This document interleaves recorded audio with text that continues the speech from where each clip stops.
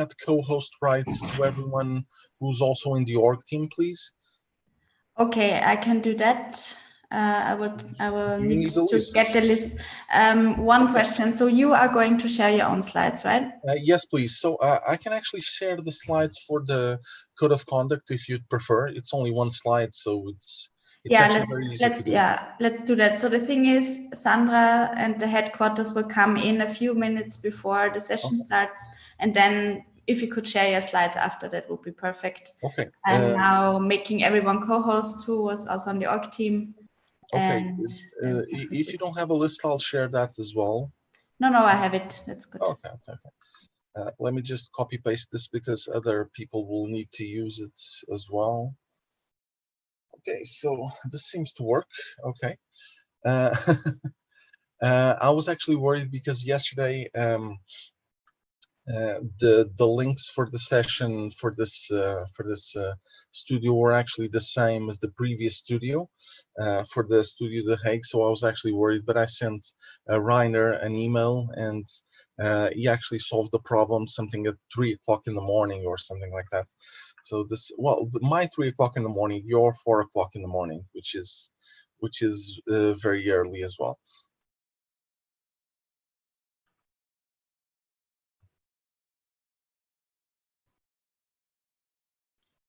Okay, so if everyone who now has co-host rights wants to test, microphones and cameras and things, so feel free to do so. I can actually try to go through everyone to see who's okay, etc. I'll just jump in and say hello, everyone, or good evening from Australia.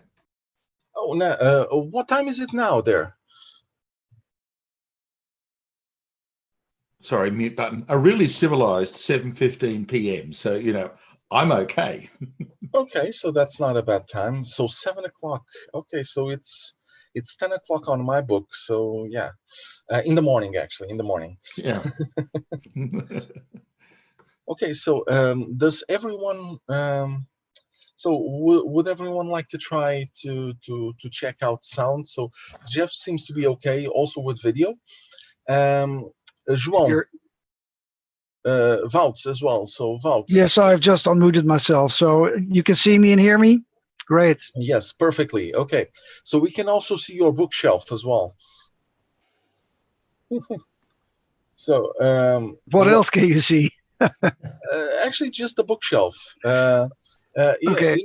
I've had some meetings where in one of them I actually found a naked person, but let's not go there. Okay. I also have a bookshelf, but this one is fake. it's a bit of a mess, but okay, you can see it. Okay. But this is all very good. João, I was trying to find you. All okay? Yeah. Can you hear me well? Oh, yes. Okay. Very good. Perfectly. Are you in Spain? Yes. Yeah. Okay. No problem. No problem. Caroline, I can see you're also there. I'm here. Yes. Hello, everyone. Perfect. We can all hear you really good. So most of, pretty much everyone has a good sound and also video as well. So Dinesh, all okay? We can't hear you. Oh, we can't still hear you. Okay, yeah, oh, okay, Dinesh can't unmute, so this seems to be a problem as well. Am I allowed to unmute the guy? Okay. Okay, so you should have this by now. And yes, I've been made a co-host, so I can unmute myself. So thank you, perfect. whoever did that. Okay, yes, so Jan, can you do this as well? Hopefully. Okay, perfect. Okay, so we can get you in as well. Chris. Yeah, I can unmute myself, I think. Okay, we don't have video for you, but yes, we can hear you perfectly. Yeah, okay. So who's missing? Who's on the list that I'm missing? Vido, can you speak for a bit? Yeah, I can. I can see you all. Okay, I hope you can see me as well. Yes, we can. Everything is okay. So let's see who's missing. Already 23 people. Okay, so let's give it a try. And Peter Koch, would you like to join us as well in the discussion?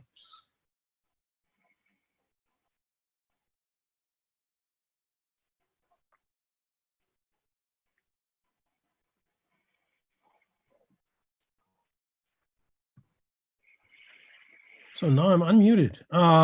Yes, would you like to join us as well? I know you usually have interesting things to say about these topics. Yeah, let's. There is a large number of interesting people, so I'll be available. Let me see. Does that work? Okay. Oh yeah, we can see you. You have a green background. That's perfect. Oh yeah, okay. Perfect. I'll go back silent. Thank you.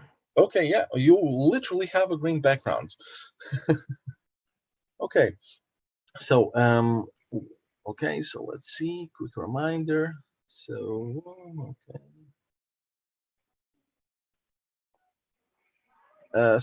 Elizabeth, so yes, the idea here is that everyone should also be able to speak, and hopefully we can get not only the key participants but also maybe the org team and also anyone from the audience who would like to intervene as well. So let's keep this as flexible as possible and try to work this out. And also welcome Lillian as our remote moderator. It's nice to have you here, and I'm not sure how many questions we're going to get in the chat, but feel free to relay them. So every time we have a slot, feel free to interrupt and maybe relay any of the questions, okay? Thank you. Oh, be careful, you have some feedback there. Would you like to test it? Yeah, so the sound will be coming from me even when I'm speaking. Yeah. Okay. No worries. So that I think that works. Okay. So let me just in case do a backup. Let me just guarantee a backup just in case.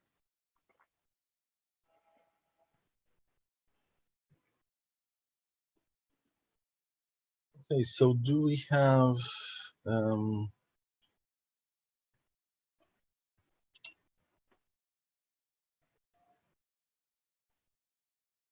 okay, so we don't have that many people yet. It's still in the morning. So I think it works pretty much the same way as EuroDIG in person. When it is very early in the morning, people are still sleeping.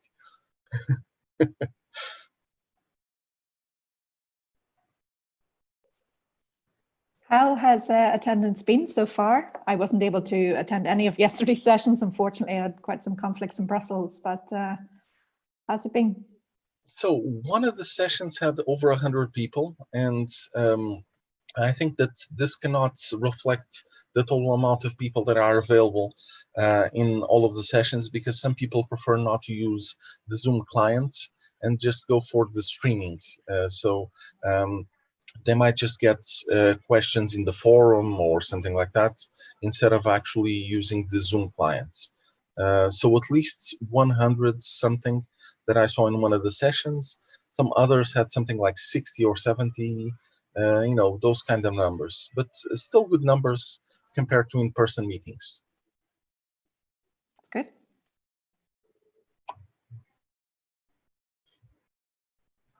Okay, so 24 people in the room already, and we can. So as Elizabeth said, Sandra will actually start this this meeting, and then we can continue from here. We also have. Oh, let me just say your name myself. Really great organization, Andrea, I must say. This is the most comprehensive preparation I've ever seen for any panel. Congratulations. Oh, it's well prepared. It's really not that much. So we usually do a lot of events and things, and we like to be prepared, but this one is far from perfect. Trust me, we are very picky about this. In most cases, this one is definitely far from perfect. On the surface, it all looks very calm and organized. So, okay, Elizabeth, yes, no worries.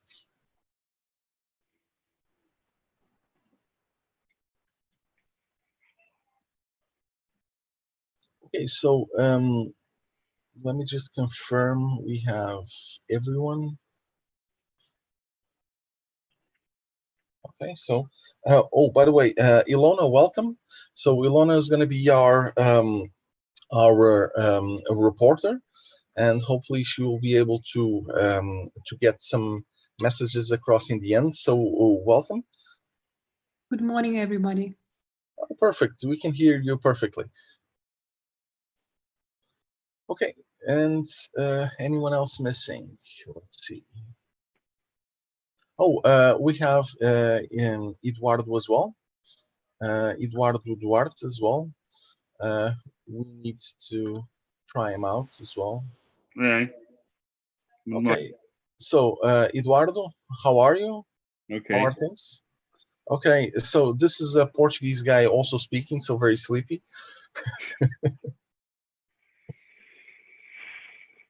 I'm going to mute myself. Yes, please. Okay, so before we actually get started, it's 5 minutes to go. I am not being muted at this moment because I am obviously speaking, but please make sure that you mute yourself whenever you're not speaking, because this can have some feedback effects, even accidentally. Okay.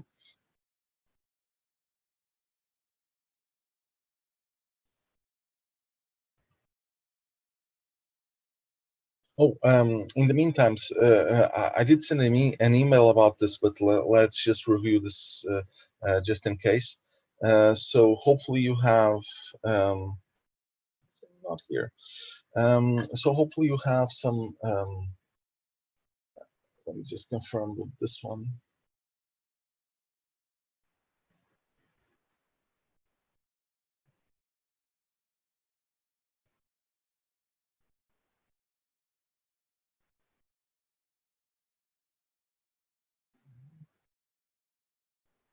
Okay, yeah.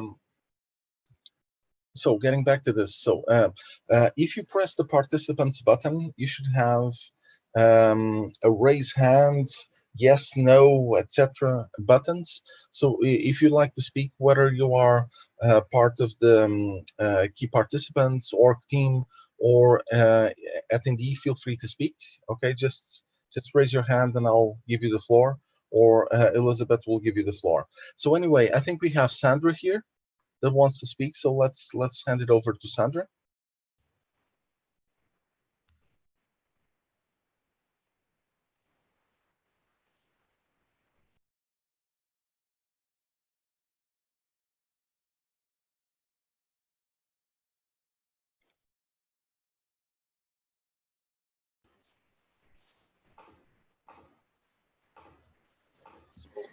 Hello, Sandra, we cannot hear you yet.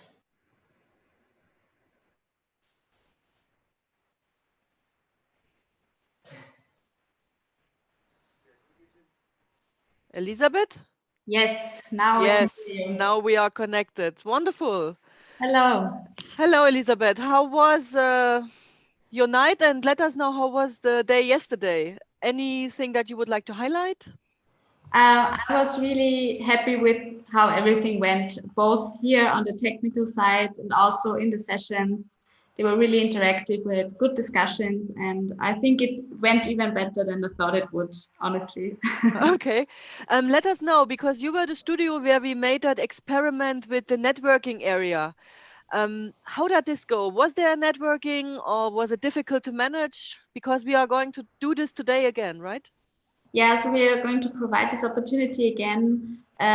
We had a bit of low attendance, which I understand, you know, everyone needed to get food probably. We had a bit of feedback on our Menti that we shared, and we will give the opportunity again to everyone who is interested today for the chat, but also to talk and see each other on video.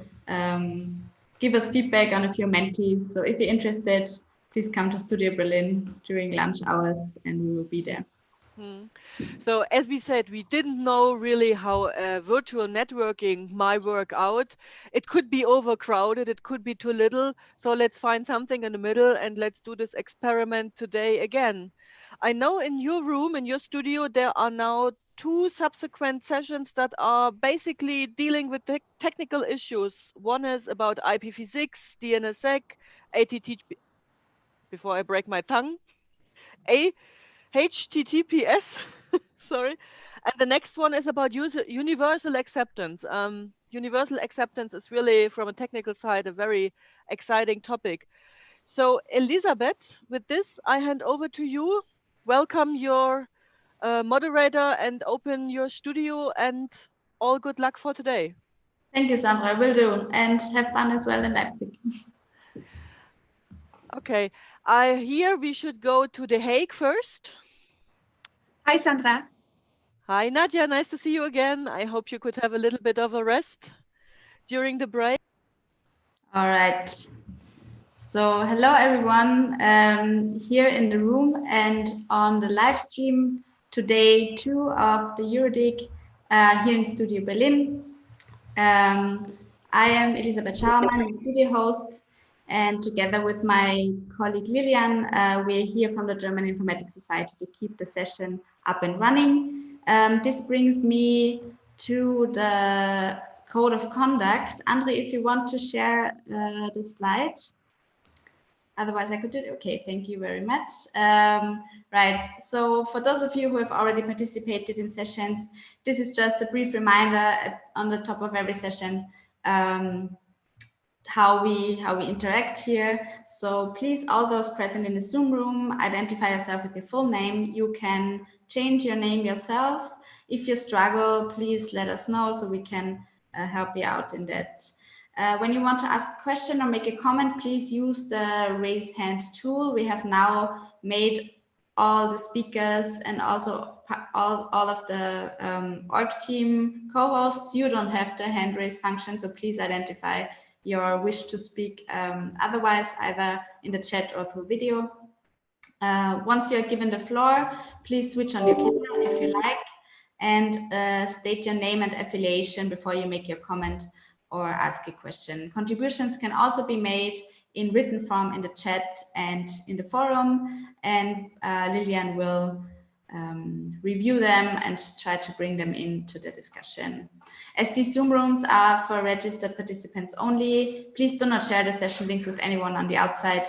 If anyone fails to comply with the code of conduct, the session host, so me and Lilian, will remind you, and as a last resort, participants can be removed from the room, but I hope we do not have to take this step. One more important note, I'm very happy to announce that we are partnering with the Geneva Internet Platform for reporting and curating the EuroDIG 2020 messages again this year. Ilona is here in the room already. She will be reporting from this workshop, and the last 5 minutes of the session are for her, so she can present the main points to us that we're going to have a look at, and then in a rough consensus way carry further after the session.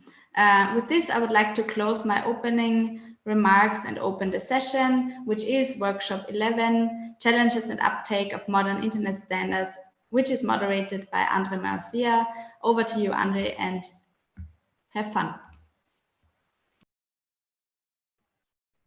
So welcome everyone, and this is going to be a session talking about technical things, but hopefully all of the audience can be non-technical as well. So we will not go into any of the terrible details that technical things include. For today, as I mentioned, as Elizabeth mentioned, my name is Andre Melancia. I am from Portugal. I take part in technical communities both in Portugal and all over the world. But here, we are here today to discuss why some of the standards that have been widely agreed upon haven't been widely deployed. So first of all, I should mention that you can go to the wiki page for this session. We have added a lot of links with a lot of documentation, a lot of case studies, a lot of different types of standards that you can have a look at. Some of them had some positive adoptions, others a bit negative adoptions, and we will try to have all of this panel here today, as well as anyone else who would like to join, discuss all of these. So first of all, I should mention that any of you can participate if you want to. So please join us by raising questions in the chat. Ideally, prefix them with the question words so that our remote moderator, Lillian, can actually say those questions out loud. If you'd like to join in by audio, you can also use the hand raise function and just speak if you'd like. And from that point on, just let's continue. Please make sure that you open the wiki page whenever we are discussing this. I think that this will help you get some information across as well. So I've just shared the link in the chat if you'd like to use it. Okay, so having said that, let's move on and discuss the people that are here today. So besides, of course, the organization team and the subject matter experts, which is Paulina, of course, we also have Caroline Greer. She's from Cloudflare. She will help us, of course, discuss some things today, especially RPKI. Also, João Damas and Jeff Houston from AppNIC. Arda Gerkens as well. So hopefully, I'm not sure if she's here already, but hopefully she will be here. We should also have Paul van der Berg, although I'm not sure if he's here as well. So maybe some technical issues. And finally, we have Vaido Potters as well. So from the stakeholder group, which is the ISPs and generically providers as well. So besides that, of course, we have the amazing organization team that helped build all of this session together. You have each of their names in the wiki page, as well as links to the LinkedIn profiles for each of these, and you can find more information about each person going into the wiki page as well. So before we actually get started, let me just steal something from a previous session from yesterday or the day before. And someone said that the definition of a standard was actually to use a widely agreed way to do something. And this is, of course, true.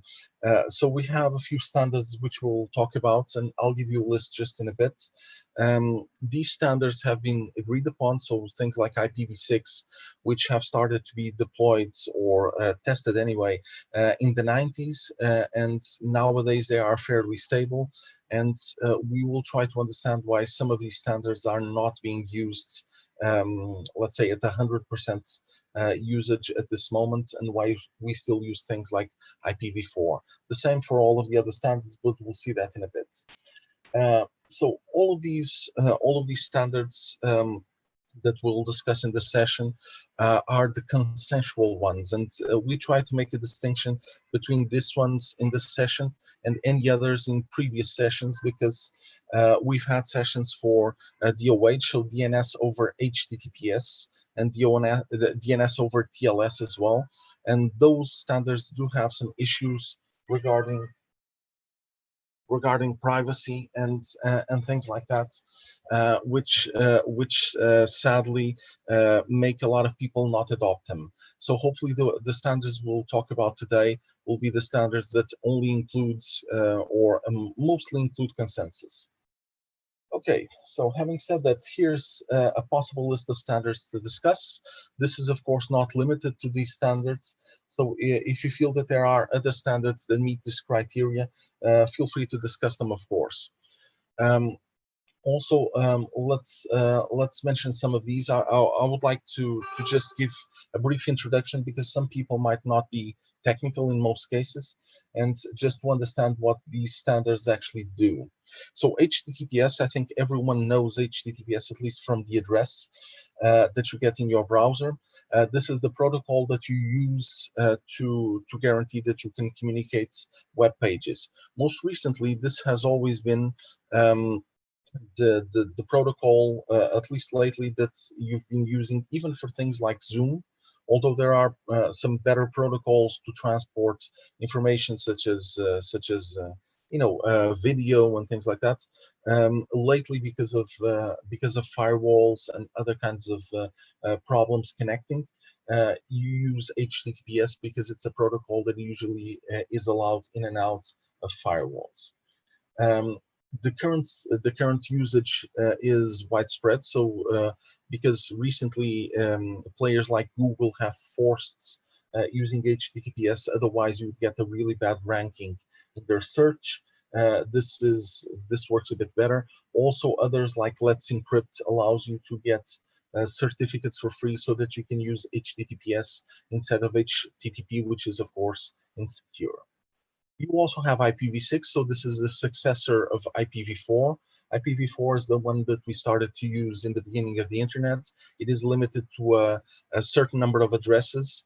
In theory, this should be 2,000 million addresses, although these are much less in reality because of reservations for certain number of things. And IPv6 gives you almost a virtual number of addresses in which you can get maybe an address for every 2 atoms in the universe, to give you a general idea on this. You also have DNSSEC. So DNSSEC guarantees that any name that you translate into IP addresses does have some security associated with it. So you cannot change that in the middle and do an attack on a person. RPKI is actually used in the backbone of the internet, so not something that the normal user usually sees. And these are used to guarantee that whenever you have routing between places, and that changes sometimes because the internet is that dynamic, that this is only changed to things that are legitimate. And we had some scenarios in which, for instance, we'll talk about this, of course, but we had scenarios in which operators tried to manipulate the direction of the internet and then change the entire flow of the internet, such as a telecom company in China trying to redirect traffic for things like Facebook and other things, and actually change half of the internet traffic going into Chinese servers. And this also happened for other scenarios as well. Finally, one of the things that people usually don't talk about, which is the WCAG, which is the Web Content Accessibility Guidelines for people who have, things like visually impaired people, or which can be either blind or people have bigger difficulties in seeing. This guarantees that things like websites deploy some standards, some guidelines to assure that everyone is able to see the content in a good way. Some governments already force public institutions to use WCAG, whichever version of that you can. So either one would still be better than nothing, but a lot of people don't use it, and especially in the private sector, this is not being used. There's of course more. So we have condensed a list of all of these protocols and a lot of links that you can look at in the wiki page. So feel free to have a look at the wiki. Someone updated the link because the link that I sent, for some reason, the dots did not follow up as a link. But thank you very much. Okay, so before we actually go into the debate, we have two small presentations, one by Jeff and one by Wout, regarding in the first case statistics, and in the second case some suggestions of solutions to fix this, and then we'll hand this over to everyone for debate. Okay, so Jeff, are you ready to start? I certainly am. Okay, so I can just ask me to move the slides and I'll move back and forth with the slides, if that's okay. Sure. Thanks, and good morning, good evening. In Australia it is evening, and welcome. I'm really pleased to be here. You know, Joël Demas and I have the unique opportunity to run, I think, perhaps the world's largest measurement system. And we've done so now for the last 10 years. We actually make between 10 and 20 million measurements each and every day.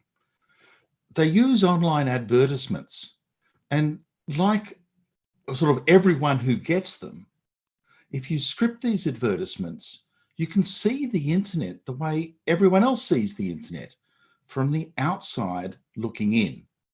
So when we measure things like IPv6 and DNSSEC and RPKI, which I'll be talking about in the next 4 minutes and 50 seconds, what we're looking at is how users see it.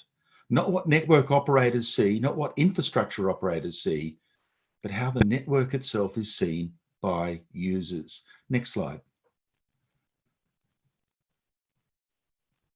So here is an awfully big graph. It encompasses around 5 odd years, and it's actually looking at the uptake of IPv6, 8 years actually, since 2012. It's been a long and very slow picture for many, many years. Since 2012, which I think was the time of IPv6 Day, uptake was still below 1%. It's only been in the last 3 or 4 years that we've actually seen concerted industry effort across all parts of the world. There were some leading efforts in Belgium initially and in some areas of France, but then it was Japan, then the United States, and more recently, massive amounts of movement in both China and India. Today, it's quite an achievement. 25% of the internet's user base, if they're given a v6 only URL, they'll manage to retrieve it. Next slide, please. How about Europe? No, just a little bit down. Around 20% of Europe's user base have IPv6 today. So in some ways, Europe has been a much more steadier and slower adoption pace, but it's also relatively small. Next slide. Because the impression is that that 20% is everywhere. It's not. What we actually find, and it's typical of many of these kinds of new technologies, is that the uptake is extremely diverse. Germany, stunning, bright green. There's a lot of V6 there. The same in Greece. And then in sort of the next tier, we see Finland, the United Kingdom, Portugal, and, oh, you're stressing my geography here. I think it's Hungary. Someone will correct me if I'm wrong, at the second tier, and then some other countries which have got very little V6 at all. So it's not a uniform picture. Different countries and different operators in different countries have entirely different motivations. So we need to understand in some ways it's not uniform. Let's move on and look at DNSSEC. Now, this is a different view. Oh, sorry. Here's a list of countries. Belgium, well done. Moldova, less than well done. Lots of other ones in between. So as you see, from 61% at the highest rate to less than 7%, and that's just the top 20 or so countries. So uptake is not uniform. We don't all have the same sets of drivers for the uptake of new technologies. Next slide. So the next one I want to look at is DNSSEC, and I'm not looking at signing a zone. This isn't the producer. This is the consumer. Will you go to a DNS name if it's badly signed? If someone's trying to mislead you and send you to places, DNS places, that shouldn't be there. So this particular test offers the user a badly signed DNSSEC name and actually counts the number of folk who just refuse to go there. That's badly signed, I'm not going there. This is around the last 4 years. And I think the fascinating thing is the dip around 2017, 2018. Why did it go down? Those of you who are involved with the role of the key signing key might actually see there's a correlation here, that there was a certain amount of fear and uncertainty over the outcomes of that key signing key, and validating resolvers, some operators felt quite nervous about this. And rather than simply go, she'll be fine, actually turned it off for a little while. And it's only in the last sort of 18 months or so have we seen DNSSEC resume in terms of deployment as validation.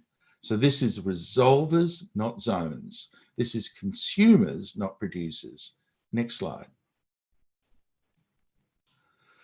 Europe ahead. So in DNSSEC terms, Europe's up around 30%. Now, what does that 30% mean? 30% of users in Europe will not go to a domain name if it cannot validate the DNSSEC signature. So those folk cannot be misled by badly or errant DNS. They will see and detect a lie in a signed domain. And again, what you even see is that this is rising. And I should note, in the last few months, when we've all been doing lockdown, when you'd think a whole bunch of the network would actually be in stasis, make no change, the number keeps on rising. That we're actually still deploying DNSSEC and have done over the last few months. And that trend of rising in Europe has certainly been going on for at least 18 months, which is fantastic. Next slide. But again, it's not the same. It's diverse in every country, and it's different countries. So up in the Scandic countries, where there's very little V6, there's a huge amount of DNSSEC validation. United Kingdom, V6 yes, DNSSEC no. Germany, much less DNSSEC, and France. So oddly enough, it's the same, but different diversity. Not everyone's doing the same thing. Greece, big on V6, not so good on DNSSEC validation. So it's not that ISPs do the lot. They tend to pick and choose. They tend to deploy technologies according to their timetables. Next slide, please.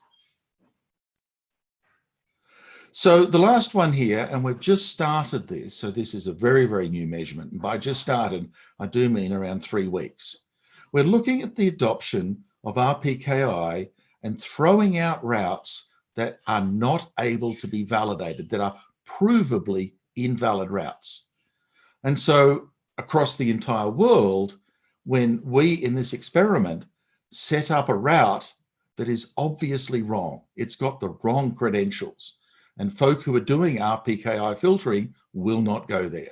And that's 5.3% of the world, which is, even at this early stage of RPKI, a fantastic number. Europe, less so, 1.7. Next slide, please. Same picture. It's all rather bleak. No one's really excelling here.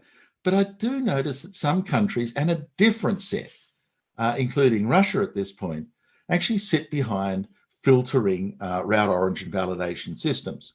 Now, RPKI is different to V6 and DNSSEC because it's not so much you as the transit network you are using. And sometimes you need to do nothing. If your transit network provider is doing RPKI, you're just fine. And so this map doesn't necessarily reflect where deployment is happening, but it does reflect where users sit behind areas of deployment of this kind of technology. Next slide, please. I'm about to come to the final few slides here. Why? Why is everyone different? Like in the telephone system, everyone was doing the same thing all the time. That's what the ITU was all about in some ways, making sure that we were all largely in lockstep in technology. But what's going on here is actually quite different. We're definitely not. And I suspect it's because we're market-led. This is a deregulated and highly competitive environment. The rules are the rules of the market.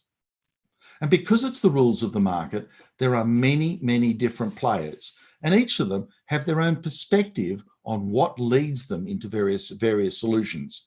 And oddly enough, with enough diversity, every single approach will be explored sooner or later. Next slide, please. So as well as with the market, there comes the issue of planning. I worked in the telephone industry, and in 1987, they were so well prepared that they're actually doing their V6 transition, the year 2000 transition plan in 1987. This industry doesn't look forward. It really, really doesn't. I don't think anyone remembers the plans they had 10 years ago. I don't think I even remember the plans they had 5 years ago. So when you get long-term transitions that actually require cohesion and planning over many, many years, we forget it. Because the market works in much, much shorter timeframes. quarter by quarter. So this industry works quarter by quarter. Decisions are made and implemented or forgotten. No long-term planning. Next slide. Last but not least, it's not the internet we knew. It keeps on changing. We are a CDN feeder network. Content data comes across to local exchanges, goes out into service cones, and the internet's now just the last mile access network. Transit is dead. This is a different internet from the internet of the 80s, the 90s, or even the noughties. We keep on changing the architecture. Technologies change in response to that. So why don't we actually do uniform adoption of technology? Why is this discussion about we should do X or Y or V6 or DNSSEC when, oddly enough, we're all diverse, we have very, very different motivations, we don't do long-term planning, and the architecture keeps on changing. So what's going on? Next slide. Maybe the folk who aren't adopting have really good reasons. IPv6 is old. It's really old. It's actually a 1990s solution to a 1980s problem that does not exist anymore. We've been running the network over network address translators for more than 10 years. We're really good at it. We actually don't need to uniquely address every device. And some security folk would argue that's the wrong thing to do anyway. The addressing plant we used in the 1980s doesn't actually answer a current problem. Maybe V6 was a good solution then, but it's not clear it's the right solution now. It's not today's answer. And what about DNSSEC? Well, oddly enough, it's only implemented in the middle, not at the edge. You, your machine, your laptop, my machine, none of us do validation. And oddly enough, if we pushed validation to the edges of the network, we're actually dead set scared that the DNS will break. When we tried to do this with an alternate technology for security called DANE, which actually did validation right at the edge, it was so slow, everyone stopped using it. Because things have to be fast. It is a millisecond world. And if we try and do validation at the edge with DNSSEC, you don't live that long. And what about RPKI route origin validation? That's a mouthful. Well, the issue is it's only half the solution. The emperor's still got no clothes. I can still hijack your route. It only makes it slightly harder for the attacker. So it's actually not a defense, it's a placebo.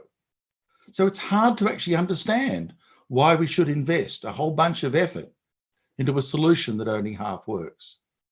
So part of this diversity is that it's not that the folk who haven't done it are missing data, are missing information, are doing something wrong. There are reasons why people adopt, and there are reasons why people wait. And in this very diverse market we have, we're going to keep on seeing all kinds of solutions out there. And perhaps it's too much to hope for that we all march in lockstep these days. We're going to continue to see a diversity of technology, in my view. Thank you very much. So thank you, Jeff. And up next, Wout, can you take over? Yes, I can. Can you hear me, Anne? Yes. So I have your slides here. I can see them. Thank you very much. Okay. Welcome, everybody, to this workshop that I helped organize. My name is Wout Natris. I run a consultancy with my own name and is specialized in internet governance on global level. In such a capacity, I worked last year with the Internet Governance Forum to write a report on the reasons behind the slow adoption of internet standards and ICT best practices and standards. It was wider than just internet standards. And why is my own motivation? I think about 23 years ago, I entered the internet for the first time, and very soon I started to be surprised by the lack of security and the incidents that happened. And then I entered the spam enforcement, and my challenges were even bigger where the internet is concerned. And we're still looking at the same sort of problems today. The study went into the reasons behind the slow adoption or non-adoption of certain standards, and it came up with fairly obvious results. Many people answered the question, why is this slow adoption? And they said there's no business case. So there's no demand and then there will be no supply. But looking behind that most obvious answer, we found out that there's almost no pressure on the people deciding on whether standards are deployed or not. And that makes it a non-technical question. And most people do not participate in this discussion because it's seen as highly technical.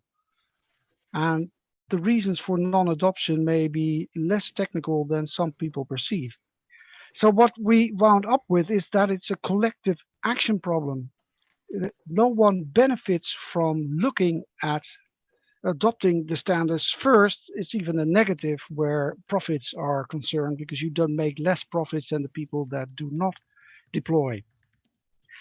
So if that is the case, we came up with you can see the front of the report in front of you. So we can go to the next slide, please. We looked at how to proceed, and that gives a much more diverse picture than other ones, because the recommendations are fair. We can go to the next slide also. Thank you. The recommendations are very obvious. You have to create a business case. We have to get ICT security into education where it's too much lacking apparently, etc. But how to make that happen? Because the recommendations are, as I say, fairly obvious, but the happening is not so easy. We're discussing this topic for over 20 years, and it's not as if it has changed a lot. And the focus is mainly on the technical level. People asking on the technical level, are you able to deploy? And they say yes or no, and then they get a course on how to deploy. Sorry. But then they often hear, but we're not going to do that because it costs too much money. And we'll lose too much money on our, like Jeff said, our quarter-to-quarter basis. So we looked at the identification of pressure points, and I'm not going to sum them all up. There are 25 of them. The most obvious one that what most people answered is just put it into law, then everybody has to do it. But also almost 100% said we do not want a law. And in my opinion, it's not necessary to have a new law. In the first place, there are current laws. So that means that regulation could perhaps look at topics like duty to care, or look at specific specifications on a technical level, or look at consumer protection to see if that can be done. And I'll come with 2 or 3 examples later. Other ones is that consumer advocates could do specific testing on the lack of certain standards or ICT security in products. And we see some examples happening already. And having little red flags beside your product also means that quite obviously you're still scoring more negative than others. In the media, there could be more attention for the topic like this. Parliamentarians could ask awkward questions to industry when they're lobbied by industry on a topic like ICT and internet. It could become part of education curricula so that the children that lead the vocational trainings up to universities at least know about internet architecture, about some level of security, and how to implement that when you, for example, build a website. If you don't know how to make a website safe, you will only look at the beautiful buttons on the website and never what's behind it. And industry and governments could go into procurement, and there are some excellent examples in the world on how the companies can be pushed into more security through procurement. So are things changing at this point? Yes, there are some excellent examples in the world that you can find in the report, but also very currently, Amazon was taken to court recently in Germany over not having the TLS standard deployed by privacy advocates. There's a duty to care court case that came by yesterday, so I haven't had time to explore it really. But a company was fined that they did not secure the company, despite the company saying, I don't want you to build a secure product for me. They should have said, according to the judge, you should have not taken this customer on because you're not fulfilling your duty of care. And a major incident here in the Netherlands that happened early this week is that our the safety, environmental and health institution that is monitoring the COVID-19 crisis here and asking people to put in all sort of private data through their website, the simple test of the website proved it to be completely open to the whole world. So in other words, even when government at this vital points are still making these mistakes, it means that on the side of the organization, they have no clue what internet security is, but also the people who have built the website for them apparently have no clue because it's still not repaired after 6 days. So in other words, that is something of a crisis on confidence. So how do we proceed? With the Internet Governance Forum, the proposal has been put to start a policy track on this topic to make sure that all sort of stakeholders who are not participating in discussions like this on a general basis, like regulators, like consumer advocates, like privacy, but also decision makers at a higher level in industry, start to participate in this topic and come up with policy suggestions that can be taken up elsewhere in the world. And this proposal is being discussed hopefully next week in the multi-stakeholder advisory group of the IGF, and it is in need of support. Because if this does not happen, I do not personally see another institution in the world that is able to take on a discussion with all stakeholders involved. And it's about trying to, and there are some up and end, it's about trying in a different direction to get these internet standards deployed in a faster way and leaving behind what we've been trying to do in the past 20 years without too much success. So that is something, a call for support for this work to be continued, as it obviously is very important to every single individual internet user in the world, but also on the way the world can develop further in a more secure environment. Now I'll leave it at that, and thank you for the opportunity, Andre, to present. Okay, thank you very much, Wout. And Wout is, of course, part of the organization team for this workshop. At this point, let's. By the way, I did add the link to the paper in the chat.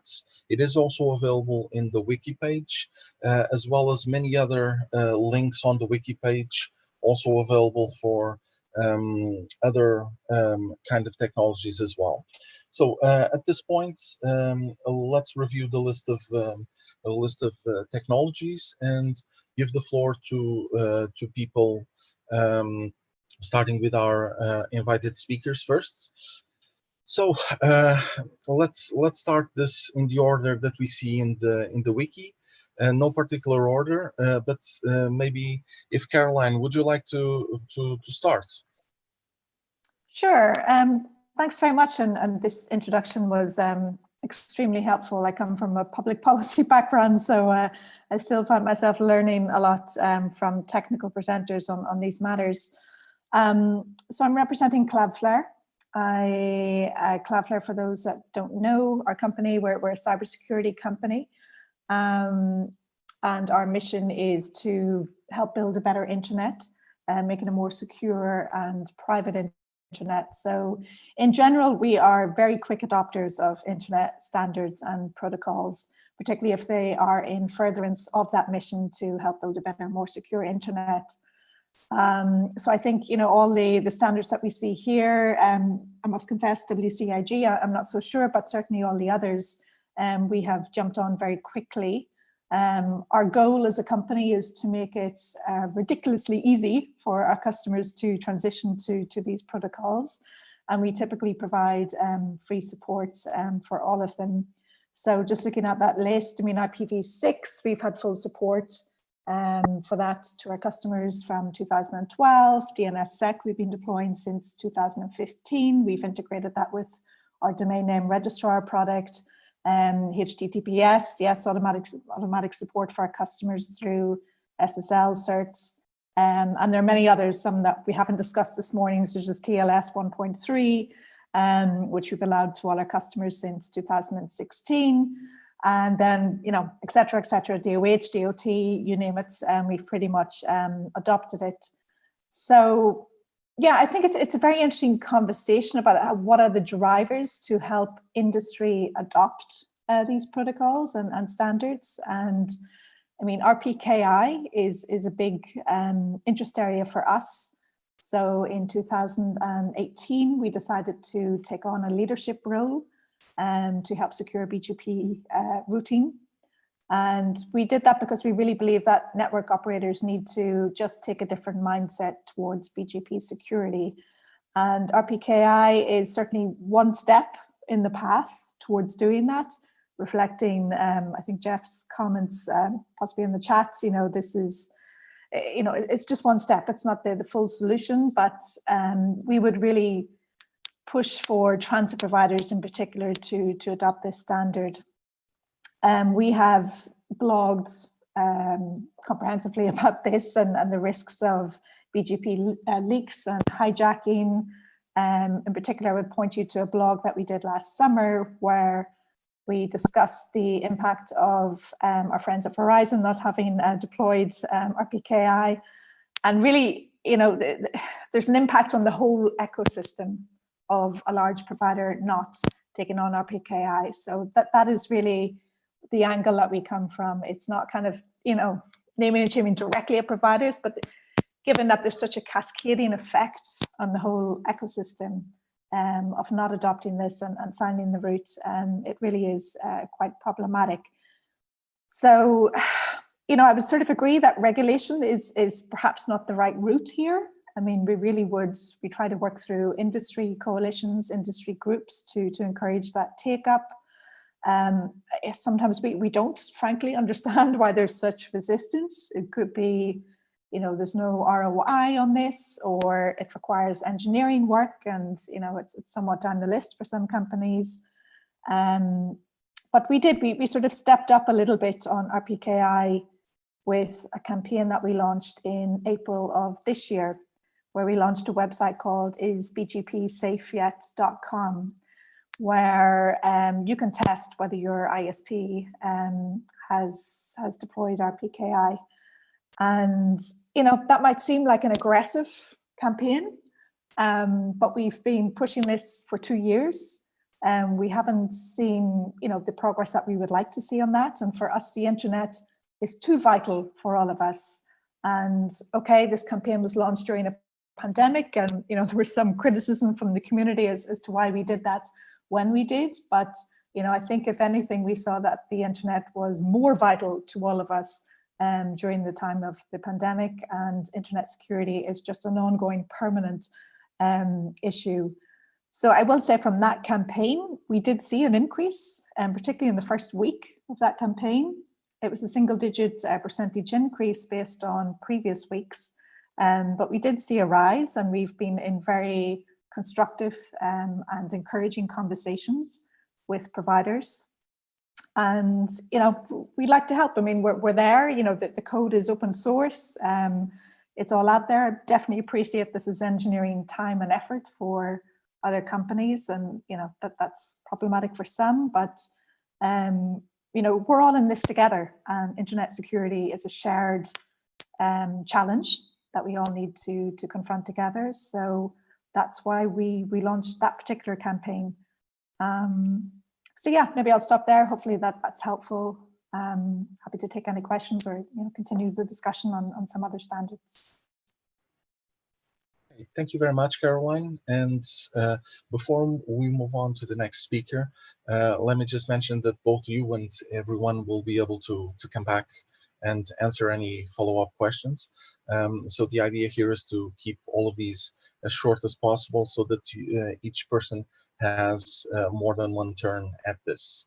So I have a lot of questions here in the chat. Some of them have been answered, but because half of these have been addressed by either the key participants or also the org team in a bit after we go through a few more speakers, I will let them discuss this over the audio and video as well. So coming up, let's see if João is available. Hi, yes, I'm around here. Well, if the question we are having in this workshop is why do standards get adopted or not, I think in the end, it's all down to the economy. What are the economic incentives of adopting them or not adopting them? So you see these people perform risk-benefit analysis. I think Wout already mentioned something like that. There's generally no incentive for someone to be the first. So there's always a little bit of reticence in adopting something if you are going to incur expenses that don't provide you with profits. But sometimes it's not only that. Sometimes it's that the expense and the benefit are not aligned. Maybe I have to incur an expense so that you get some benefit. And in that case, with independent economic agents, I don't think that's going to happen. Because why would I? Why would I spend money so that you can benefit? Why? You see this in many standards. I mean, the ones we are talking about, the problems is like IPv6 still costs money that you can do without right now, mostly. So what's the case? Yes, there are solutions. There are solutions that are increasingly complicated. And eventually, I think the cost and complexity of the new solutions will make it so that IPv6 might be worth people's while. But it's not a matter of trying to push and convince people. People know what they're doing in their business, and the ones that don't just simply disappear. So, DNSSEC, for instance, is another one. There is still a perception that you are more properly protected by the use of TLS in websites than you are by DNSSEC, because traditionally DNS is something that you don't see. It works behind the scenes.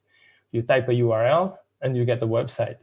All the machinery that was set in motion in between those two events, most people don't see. DNS is certainly part of that.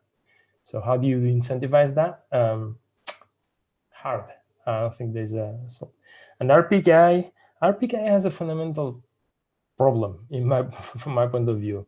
It's that it's not a security mechanism, it's a safety mechanism. In some languages, that translates to the same word, like the Latin languages. They use typically the same word for both concepts, but they are different concepts. English, thankfully, splits them. And it's mostly, today, it's mostly a safety mechanism against mistakes that you make yourself. So like, because it's easy to bypass. If if an attacker wants to bypass it, will be able to fairly easily bypass it. So it's mainly you protecting yourself against mistakes that you do during operations. And the problem with these safety mechanisms is like, is it more likely to incur mistakes by adding complexity layers than they already occur during normal operations? Am I more likely to suffer from problems of introducing another layer of technology than by making as sure as I can that my people won't make mistakes? It's hard to tell, but you have to look at the risks and the benefits of any of these things, especially because none of this by itself is a universal solution. And that's why things develop at different paces in different places, right? Public perception certainly plays a role. If certainly there's a fixation with some aspect of security, you might see more adoption of security mechanisms.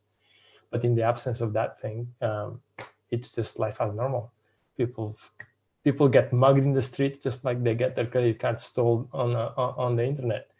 And most of the time, it's because the website is actually the problem, not the transport mechanisms that we use to reach the website.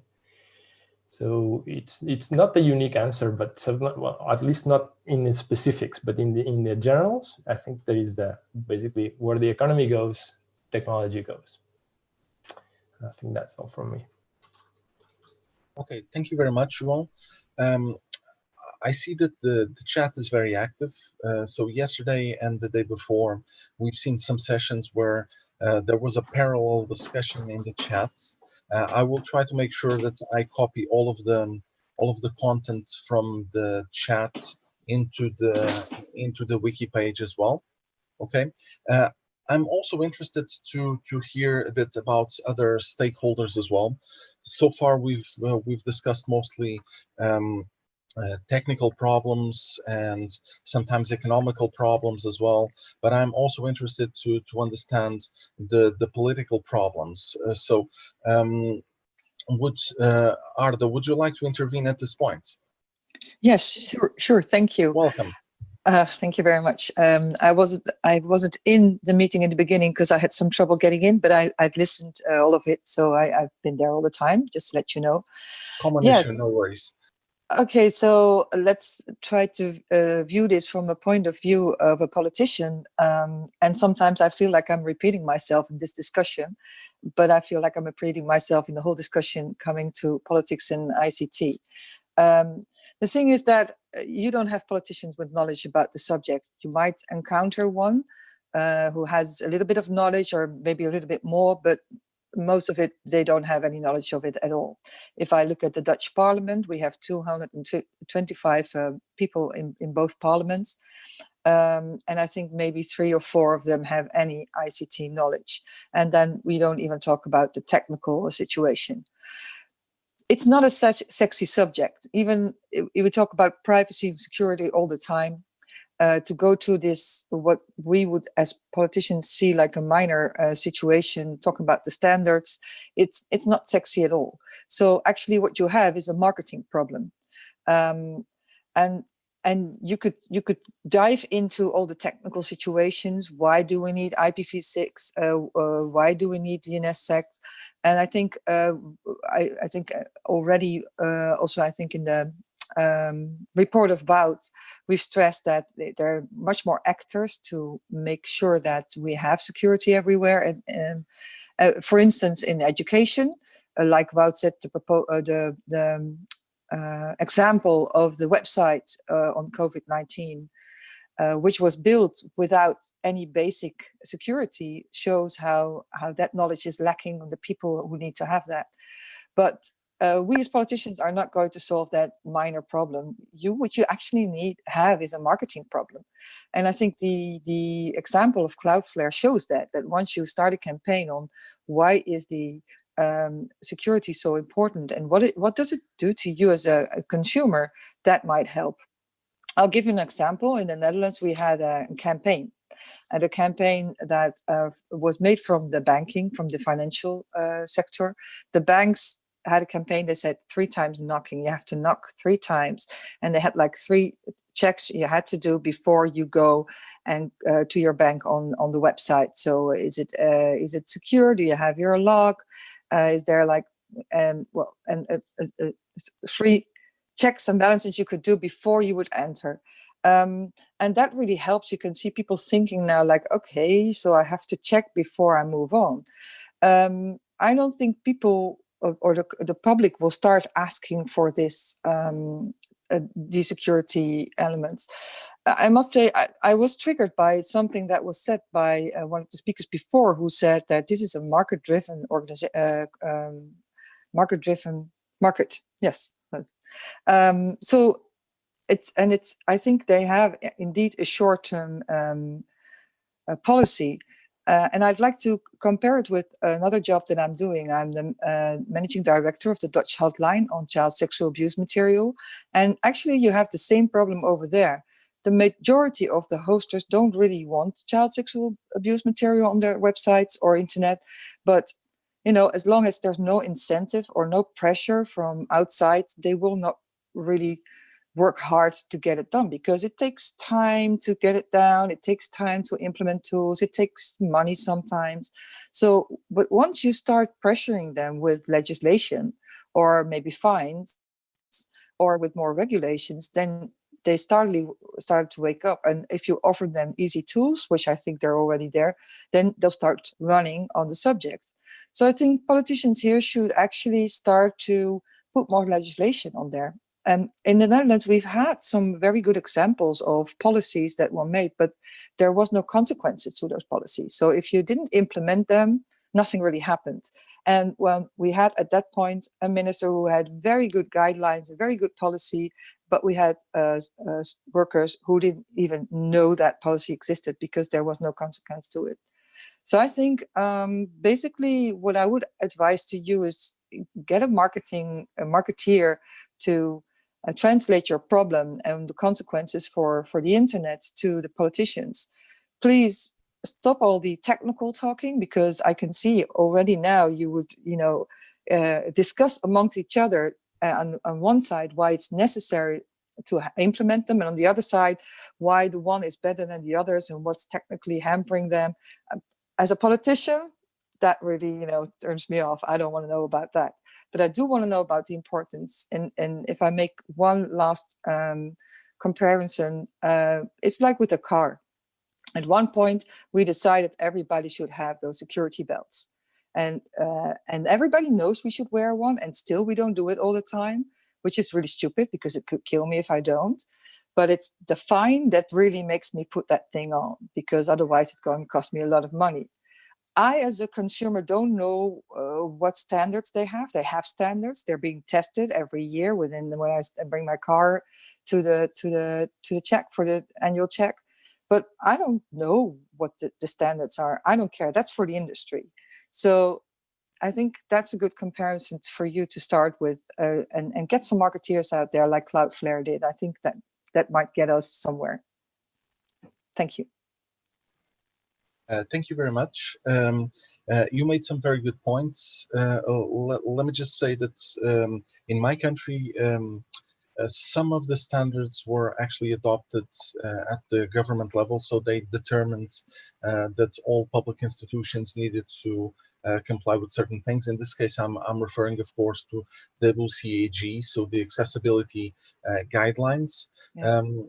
Would you feel that those specifically, which are actually not that technical, these are more like practical, same way as the putting signs on a door or fire signs or something like that, would that be something that you would feel reasonable to force on private companies as well?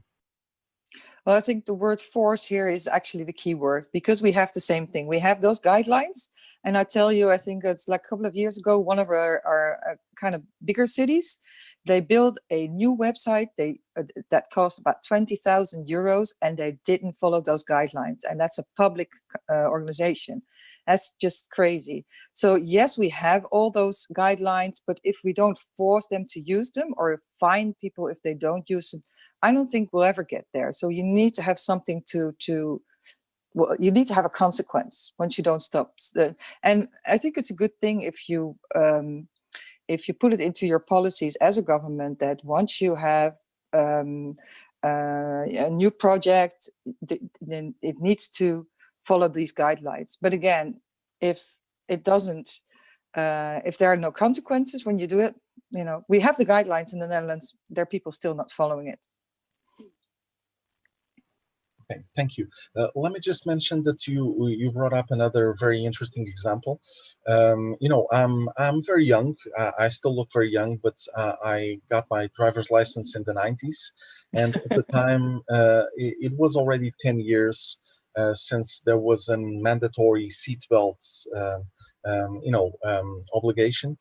So I've always used a seatbelt, and sometimes when I use a car without a seatbelt just to drive it for a bit, it feels very uncomfortable not to be wearing a seatbelt because you feel that there's something missing.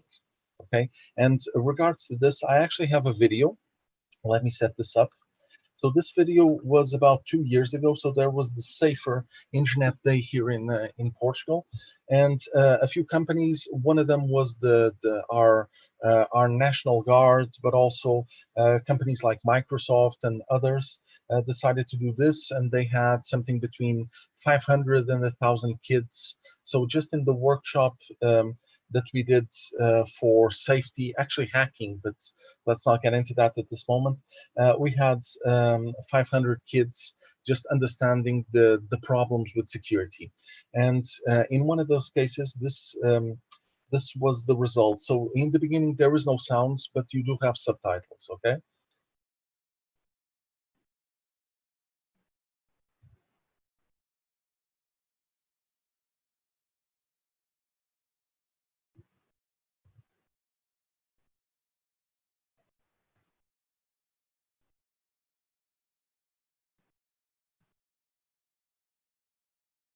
Quais são os perigos? Quando tem barra encarnada, tem de parar de mexer. E se tiver HTTPS, doçura.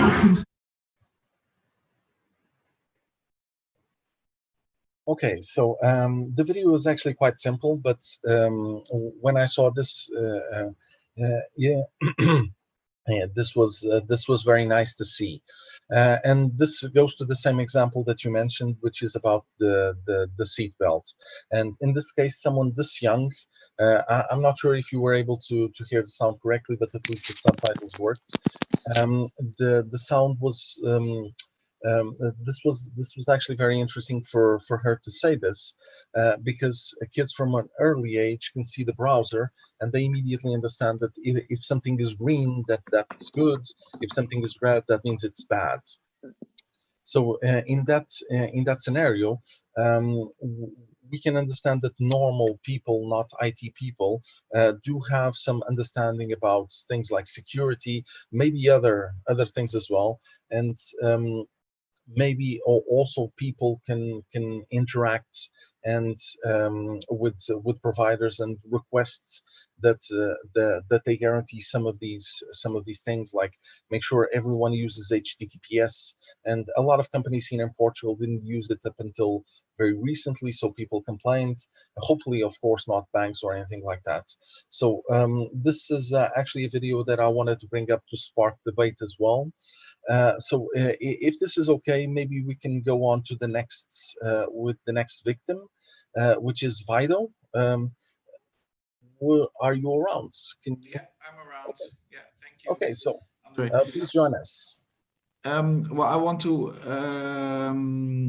confirm what João said on his economic part of, or what he said about the economics, that where it's vital for adoption of standards, at least in the private sector. I do have to disagree though with what he said on RPKI, that it only protects you for your own mistakes. I believe that's not true. It protects you from routing mistakes others make, but it will not protect you, or only partly protect you, from malicious actors. But still, it doesn't only protect you from your own mistakes, but as well mistakes others make. And I believe that well, a large part of the routing issues that we see on the internet are mistakes, honest mistakes, and are not malicious actors being active there. Well, I'm from the Netherlands as well, and Arda already said that there is this comply or explain obligation for governments when they do something on the internet. So for all these standards. And I do have to agree with her as well that it should have consequences for these governments when they do not strictly follow this policy. To give an example, I work for a provider, hosting and access provider, where we've been adopting all these standards for years. So of this full list and more, all of them have been adopted by our company.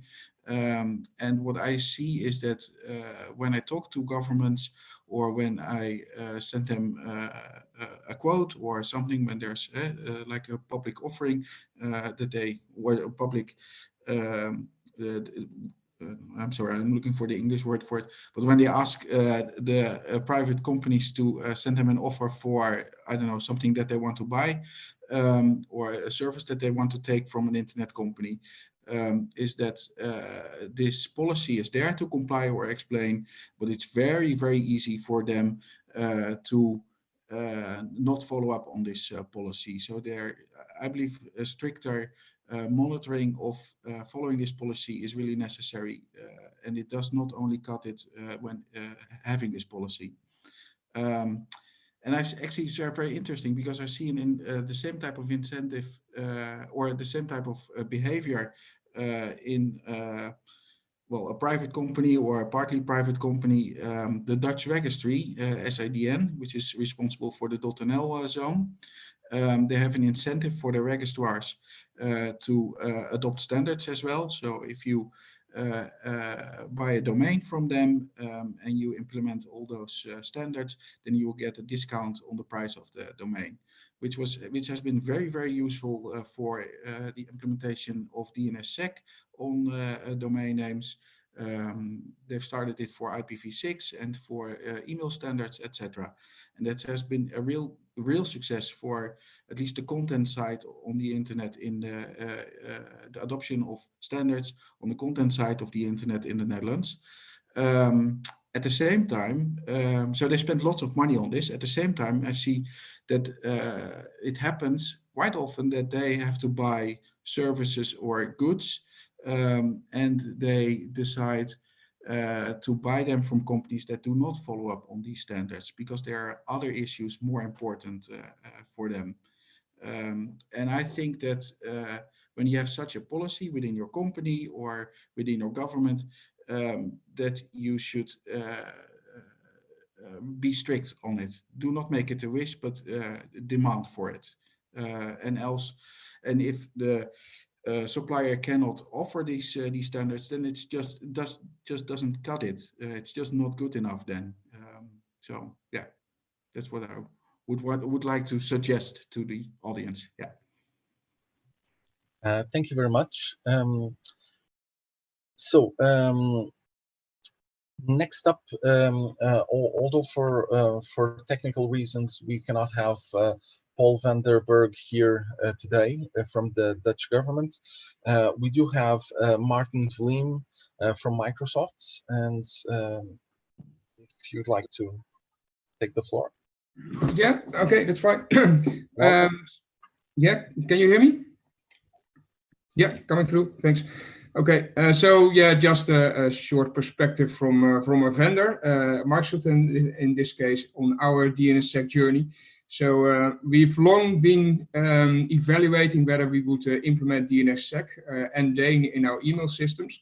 But basically on the same reason, another big email vendor said, well, there are some challenges with DNSSEC, and one of the main challenges was the low adoption rate worldwide.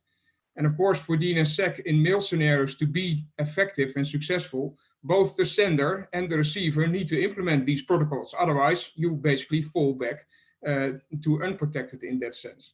So yeah, at that time, many years ago, we thought, well, if we are still dependent on both parties, let's at least try to figure out a system where we can protect our users without that dependency on DNSSEC and without the dependency on both senders and receivers, like other vendors were also implementing. So that was our first focus.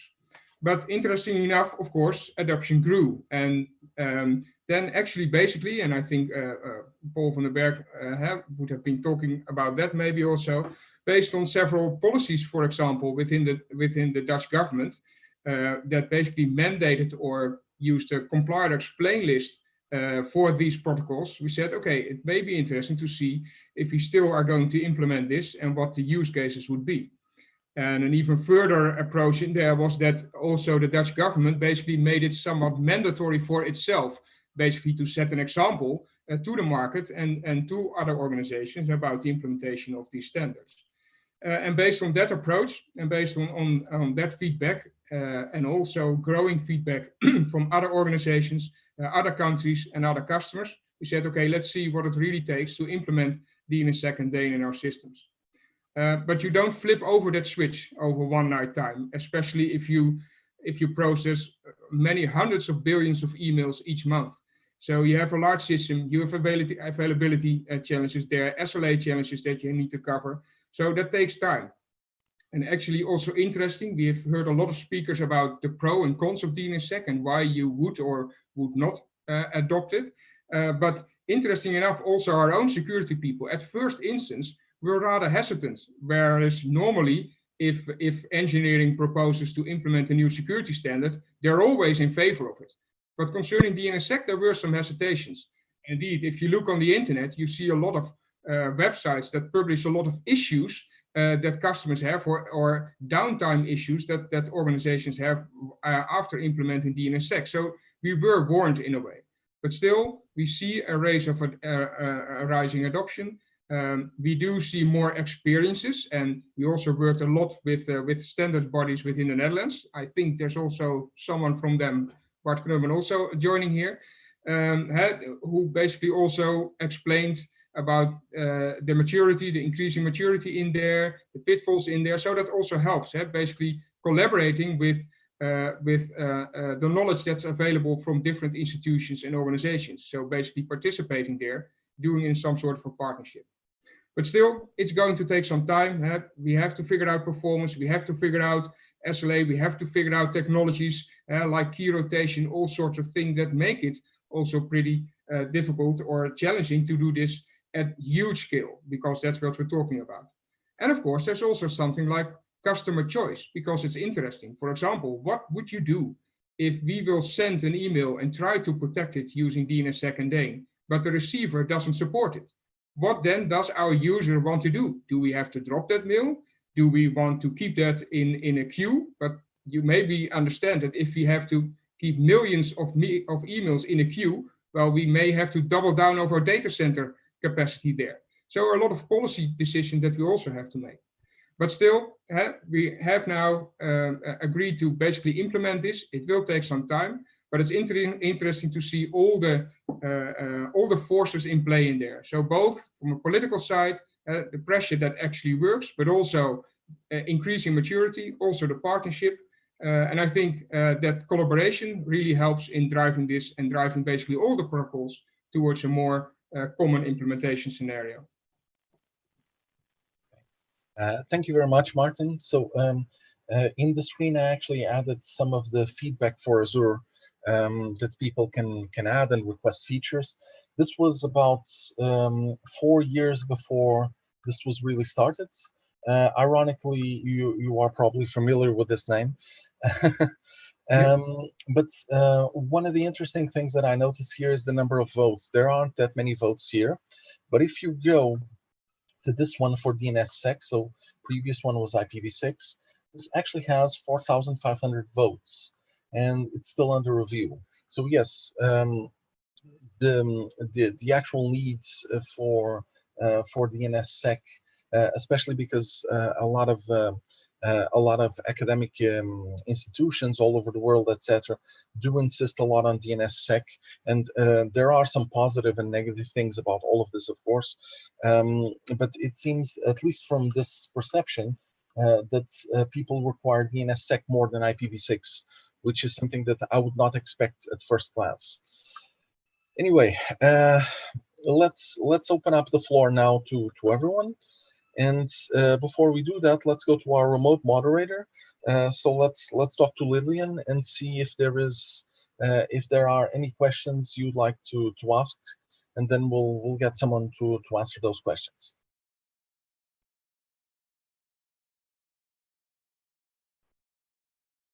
So Lillian, are you around? Okay. Thank you, Andre. Okay. Oh, okay. You're with some feedback, but let's try it anyway.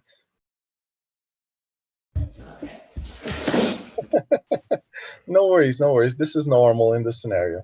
Perfect. Thank you, Andre. So we have some slides.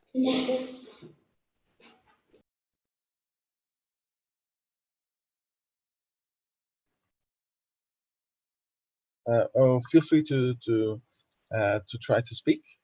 Maybe turn off your audio and just speak the question. Okay, can you hear me now? Yes, perfect. Perfect, great. Sorry, we had a slight technical issue. Well, there's been plenty of questions on the chat, but I think most of them have been answered already. But I had one of the latest questions was from Eduardo. And he said some countries in Europe have a good IPv6 adoption rate, but some content delivery networks don't fully support it. So telcos are doing a better job than content providers? Okay, so who would like to take the floor on this? So feel free to unmute yourselves and just speak. I would like to say something about this. Vido, yes? Yeah. where I think that the biggest difference is that in Europe, in most countries, I think the 90% of the market is divided among 2 or 3 or maybe 4 telecom operators. Therefore, when 2 or 3 of them, of these access providers, implement IPv6, then the result is highly visible, and the example is Belgium, where the 2 largest telco operators have implemented IPv6, and it shows in their statistics, or in the statistics, of course. And the content on the content provider market, there are a lot more players there. And I think that's one of the reasons why we see on the access side so many differences between the countries. And I think that on the content market, the percentages are more or in the same range compared to the access market. And I think that on the content side, actually, the numbers look quite good, but I do not have numbers here available at this moment. But what I see in the Netherlands is that there's quite some content available over IPv6. Okay, thank you. Could I make a quick comment here? Yes, please, Jeff. go ahead. If you refer back to the map that I did of IPv6 deployment, and I noticed that Spain and Italy, for example, had very low levels. A content provider is actually protocol agnostic. They just want to deliver the content. And so they take a really pragmatic view. They will use whatever protocol they need to get complete coverage. So in Spain, it's probably pretty sure that a content provider would be delivering most of its content over IPv4. In Germany, it would be almost the opposite, because there's a strong IPv6 base that would deliver over IPv6. But I think it's putting the cart before the horse to think that the content provider is going to change the market, because they're protocol agnostic. They really don't care. Whatever protocol works is the protocol they use. So this is why you actually see the carrier market, which is trying harder to distinguish itself from its competition, has actually got some diversity in V6 adoption, because some carriers think it's a competitive edge, and that may be the case. But in the content world, no such market forces exist. They'll just go with whatever is available, and that's perfectly reasonable from their point of view. Thank you. Okay, thank you, Jeff. That is actually a good point. So this would be similar to the analogy of someone buying maybe a cell phone or something like that, and they prefer green over blue or over red, but not really cared so much about what's the underlying technology in the cell phone. So let's see if we have. Can I add something? Yes, please, Jan. Please join us. Yes. Yeah. So to add what was already being said on IPv6, what I'm seeing lately is there are many new network operators that would like to build networks, especially on the rural parts, like community networks and things like this. And they come in and they want to build a network, and they go to RIPE NCC or to whichever RIR they are there and ask for IP address. And majority of the time, the answer is no, the barrel is empty. You can't get even one IPv4 address anymore. You can get a AS number, you can get IPv6, but no IPv4. So for these people, it's not a question to deploy IPv6 or not. They actually they don't have other option, because usually when you start the network, you can do NAT for some time, but then the experience shows that keeping up with NAT and starting and trying to grow your ISP becomes cost prohibitive, because carrier grade NAT is something that you need to have sort of like high availability. You need to have 2 or 3 devices. The problem is where you put the NAT, the CGN, the place of putting the NAT, and then it becomes a cost prohibitive. This is not something that comes cheap. So people that put some thinking in it and run some numbers, they usually start with IPv6 and then try to put some translation devices in the core to actually accommodate the IPv4 traffic. And in this way, they have the exit strategy, because more and more services on the internet are deploying IPv6. This means more and more traffic is actually going from IPv4 to IPv6, and that means end-to-end connectivity, no translation. So that's how these people try to see the light at the end of a tunnel at the end of the day. So it's not just old ISPs, it's not just content providers. We should also take into consideration new small guys that are trying to do something. Can I add something to what Jan said? Please go ahead, Joel. Okay, I just wanted to make add a shadow to your statement. I don't think that it is true that if an RIR does not have any more IPv4 addresses, you cannot get any more IPv4 addresses. There's clearly a market out there. And if CGNAT is too expensive, maybe you just need to go to that market. Maybe that market is also too expensive for you. But then you have a different issue. Then you have possibly something that politicians might be interested in, which is large players trying to exclude small players from entering the market. And that's a regulatory issue. But it's not true that you have to use IPv6 right now as your only option. Well, usually it is cost prohibitive. The real world, and I've been dealing in the last couple of years a lot with community networks and building community networks, where you're basically building a network on a shoestring. It is cost prohibitive, believe me. Okay, so let's now hear from Andrew. Hi, good morning, at least where I am. Good afternoon there.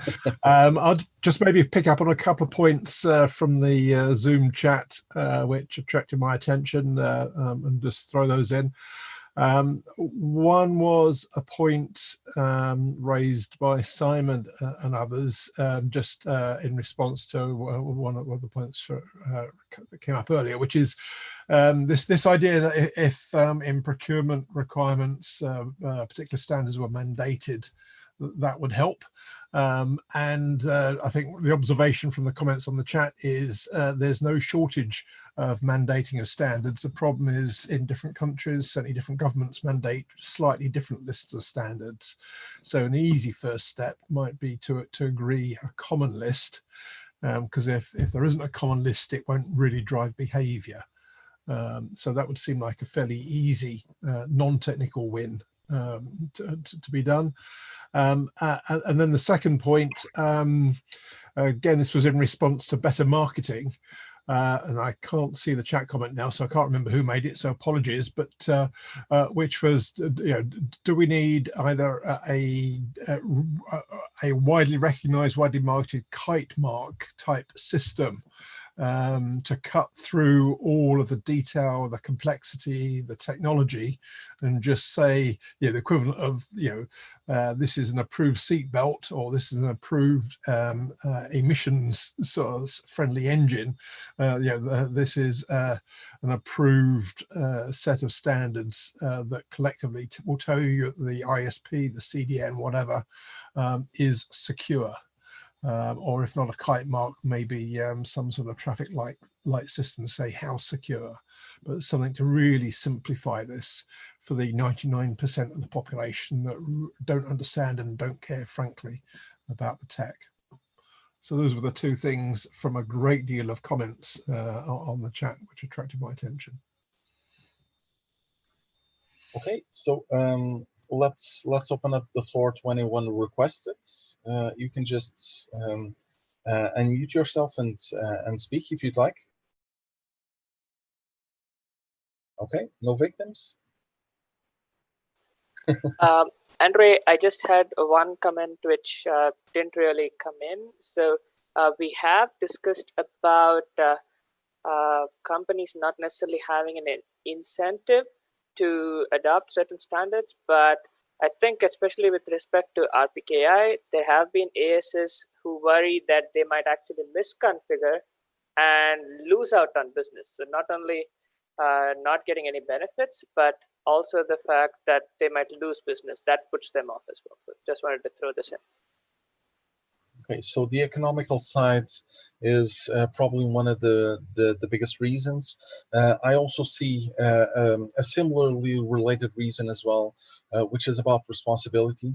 One of the big Portuguese telecom companies had IPv6 implemented, widely implemented in all of the telecom company, but they did not deploy it because someone had to give the order to deploy it.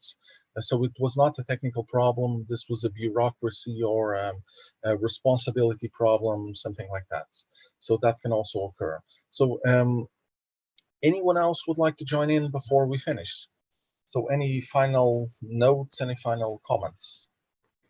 This is Jeff here, Andre. Could I make a quick comment? Yes, of course. Please go ahead. We put in a grab bag 4 different technologies: HTTPS, IPv6, DNSSEC, and RPKI. Oddly enough, they're all quite different in some ways. As a routing technology, RPKI, it really doesn't matter at the edges. It only matters in transit. HTTPS is actually not a transportation technology. It's actually what happens with content. And the trust systems behind it, again, have an entirely different deployment universe. V6, oddly enough, straddles both content and carriage, and both of them have to work at once. And DNSSEC, well, that's its own very special type of nightmare. So in some ways, the economics and market dynamics of these new technologies actually differ depending on the type of technology. And we should be wary about saying, well, if we did one approach, it would all work. Oddly enough, the responses that we need from industry to move this internet forward actually do need to be tailor-driven against the type of technology you're dealing with, and mechanisms that might be effective in persuading folk that they really should get their toes wet in V6 are probably not the same as RPKI, and definitely not the same as DNSSEC. So when we sort of craft into this, what do we do next? Be aware that the responses that we actually do need to be carefully thought through and tailored for each different style of the technology we're looking at. Thank you. Okay, thank you very much. So Dinesh would like to join in as well. And Andre as well. Can I need to be quite clear that actually what we need to do is bring simplicity into this. There seem to be a lot of complex parts trying to work together. And what we as the tech industry or as engineers or implementers think about is we don't think, or what we don't think about is we don't think about the end user. And for me, this is all about the end user. And because if it wasn't for the end user, we wouldn't have the economy. We wouldn't have the industry. The industry just wouldn't survive without the end user being there, because who are we selling to at the end of the day? The enterprises, the organizations and stuff, or even me as an individual. And as far as I'm concerned, as an individual, why do I care about V6?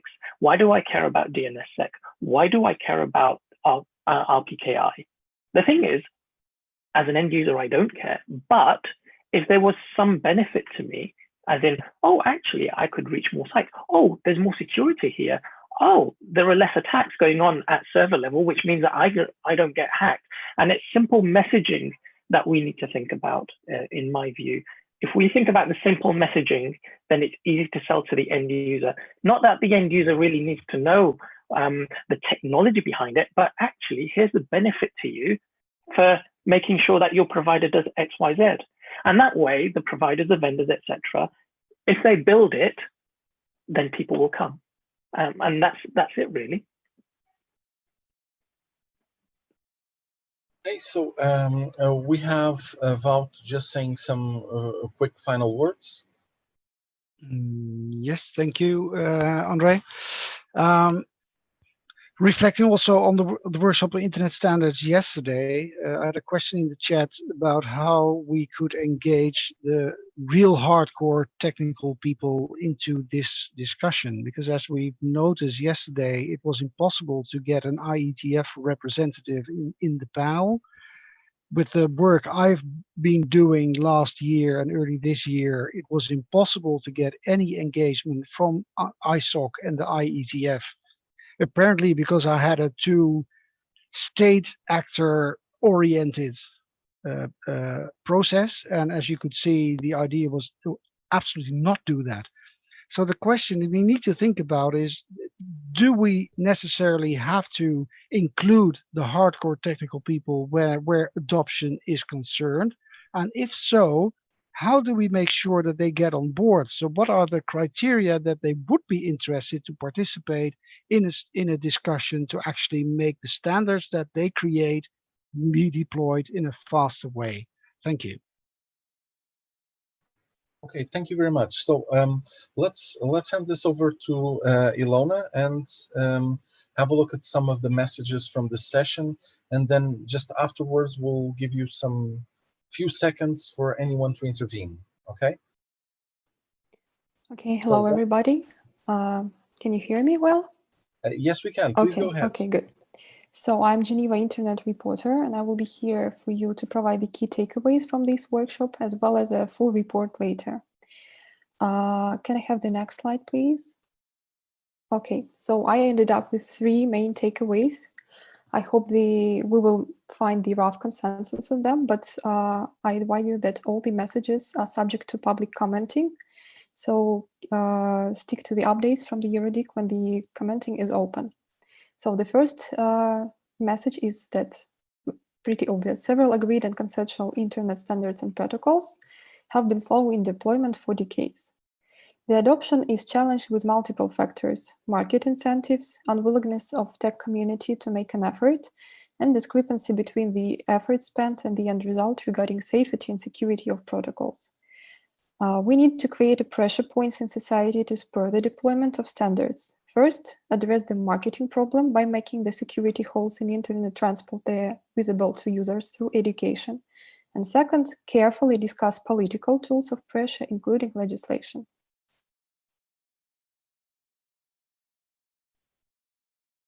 Over to you, Andrea. So, is there any objections in the audience?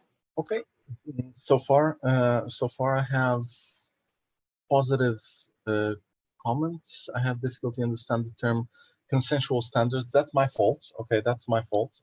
I use that as a consensual standards in a way that to distinguish them from things like DNS over HTTPS, something like that. But I do understand that the word can be difficult, but we can take this to the mailing list and then come up with a better word to describe these. Okay, so okay. I can leave this word in the text so far. Okay, no worries, no worries. We can discuss this later in the mailing list.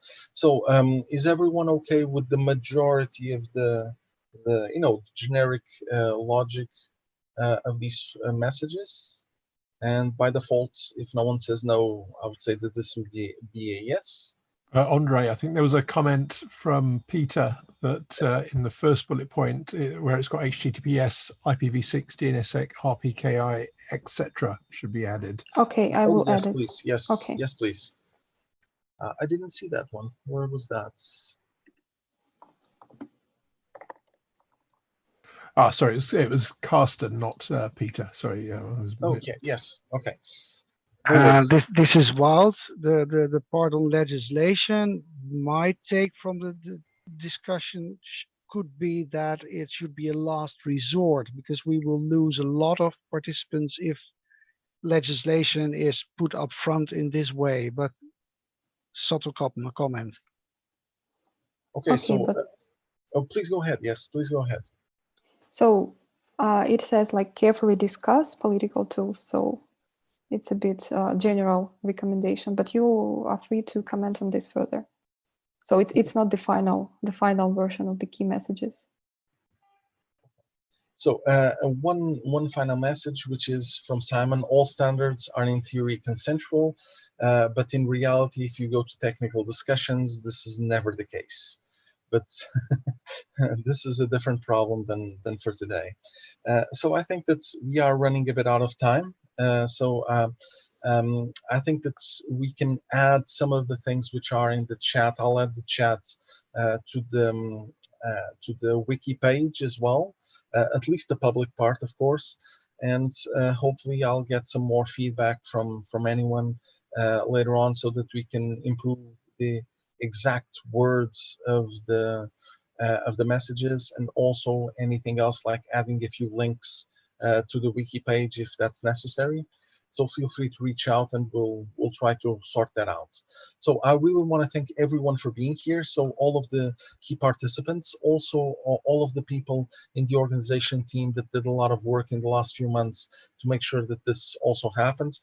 I also want to thank our studio hosts and our remote moderator, and finally, I want to thank our reporter for handling this as well. And last but not least, I want to thank Paulina for being our subject matter expert, and also taking part and making sure everything was okay. So thank you all for being here. I hope you have an amazing rest of EuroDIG, and we'll see each other over the internet as well. Okay, so thank you very much, everyone. Thank you, everyone. Just a quick note. Please go ahead. Yeah, this room will stay open over the lunch break. You can use it to exchange. We will have some mentees to participate in if you like to. We can also make it a talking space where you can unmute yourselves. Just let me know. I'll be here for your networking needs. And otherwise, I wish you a wonderful lunch break. We resume here in this room at 2:30 Central European Summertime with the next session on universal acceptance.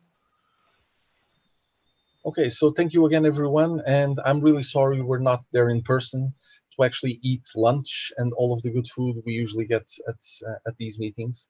But thank you all. See you soon. Thank you. Thank you very much. Thank you. Bye-bye. Yeah. Bye-bye all. Have a good day.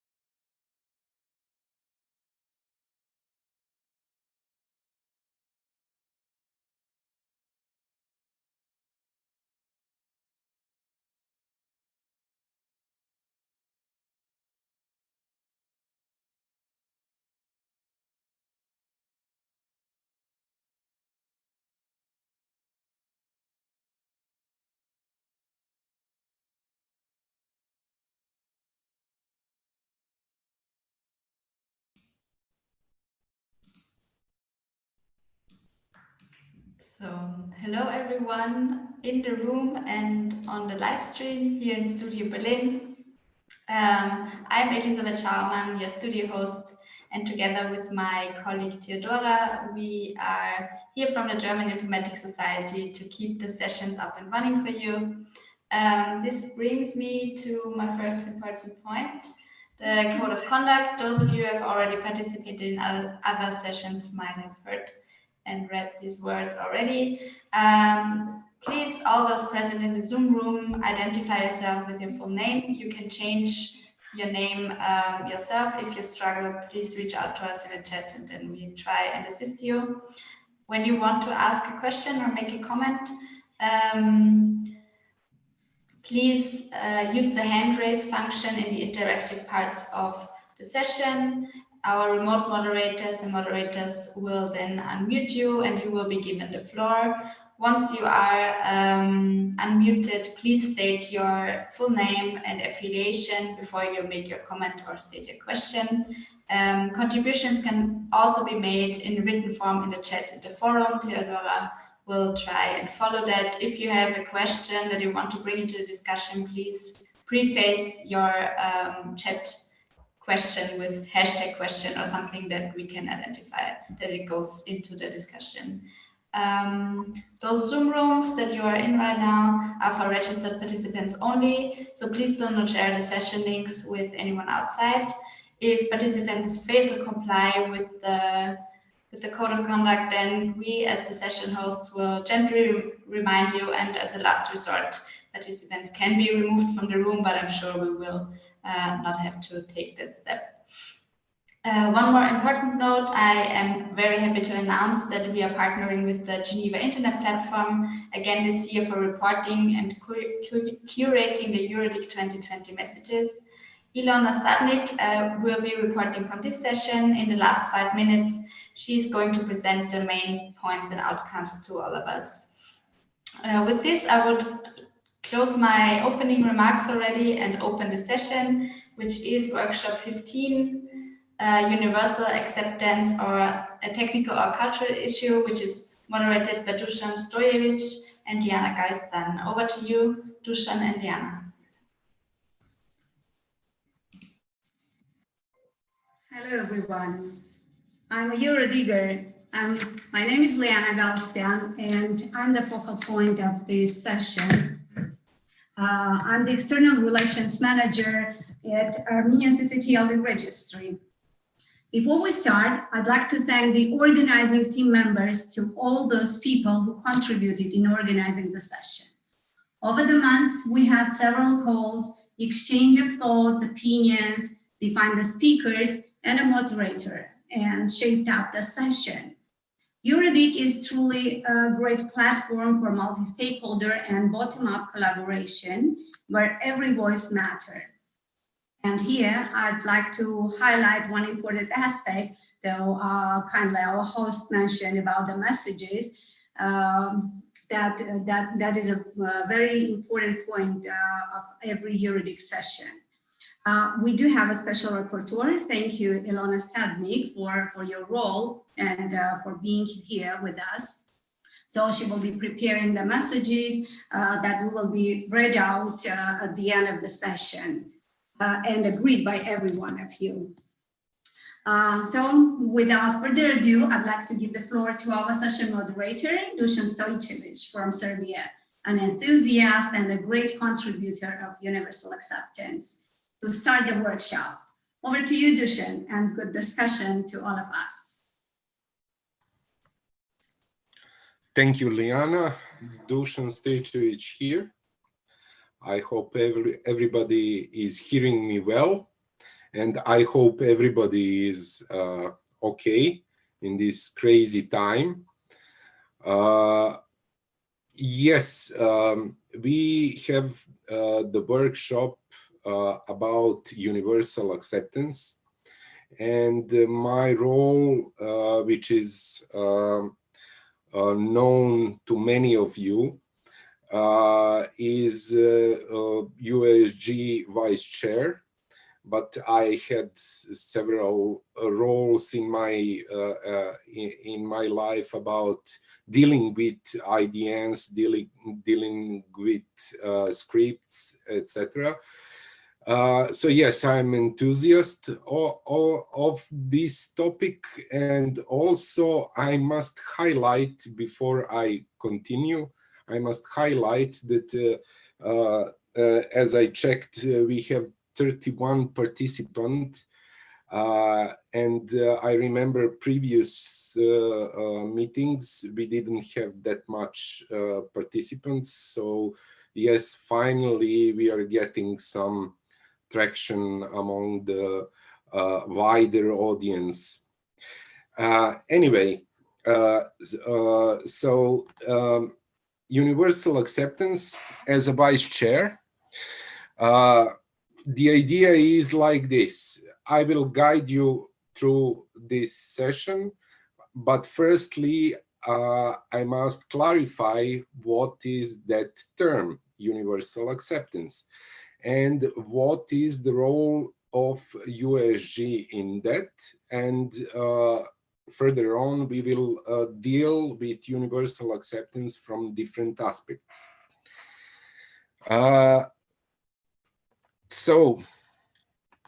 Next slide, please. Universal Acceptance Steering Group is one of the groups that was formed 5 years ago when we noticed the problems that we have with new kind of domain names. It means not only IDNs, internationalized domain names with different scripts, but also with new GTLDs with longer than 2 or 3 characters, TLDs with 2 or 3 characters in their name, so extension. Anyway, Universal Acceptance Steering Group, after 5 years, is serving the same old vision and mission. So vision is what you see in your screens. Also, mission is highlighted on your screens, and it's very simple. 2 sentences, nothing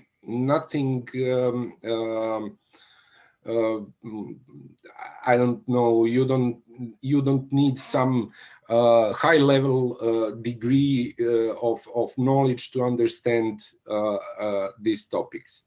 So I will say differently. We want to have internet which will deal with all different scripts and all different TLDs and emails addresses, and treat them equally.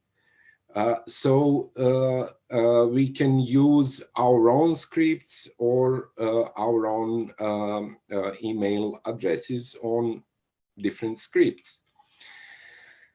To get there, we are not there yet, otherwise we will not have this kind of session.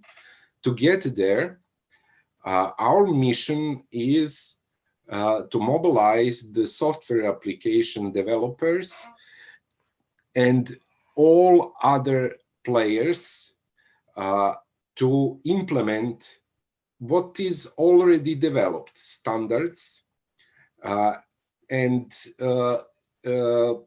introduce the services in different scripts and in with all domain names on the market.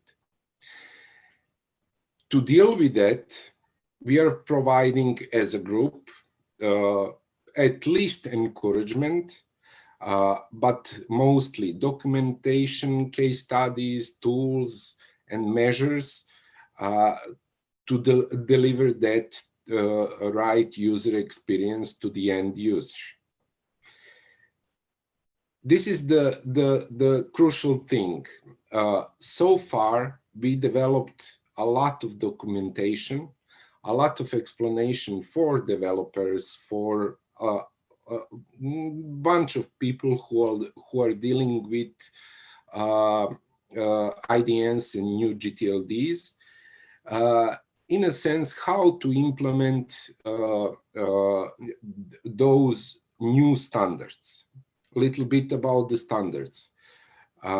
Standards are right now, technologically speaking, very old, because the latest one was about internationalized email addresses, EAI.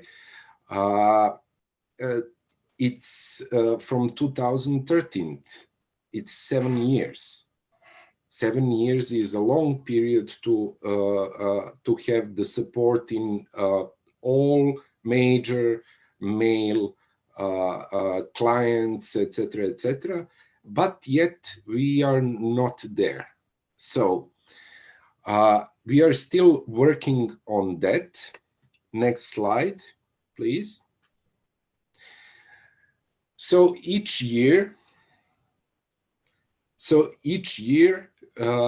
we have action plan, which we come up in the middle of the year, because we are ICANN group of people and we are obeying ICANN-ish laws. So we are giving action plan for fiscal year each year in June, July. And I decided to give you a little bit of sneak peek of what we are talking about the following year, and to give you some ideas what we are doing. So as I said, we have done a lot in previous 5 years, and I think, and this session I think will be also in that line. We are in the middle of finding ways to attract more people to implement those standards. So we are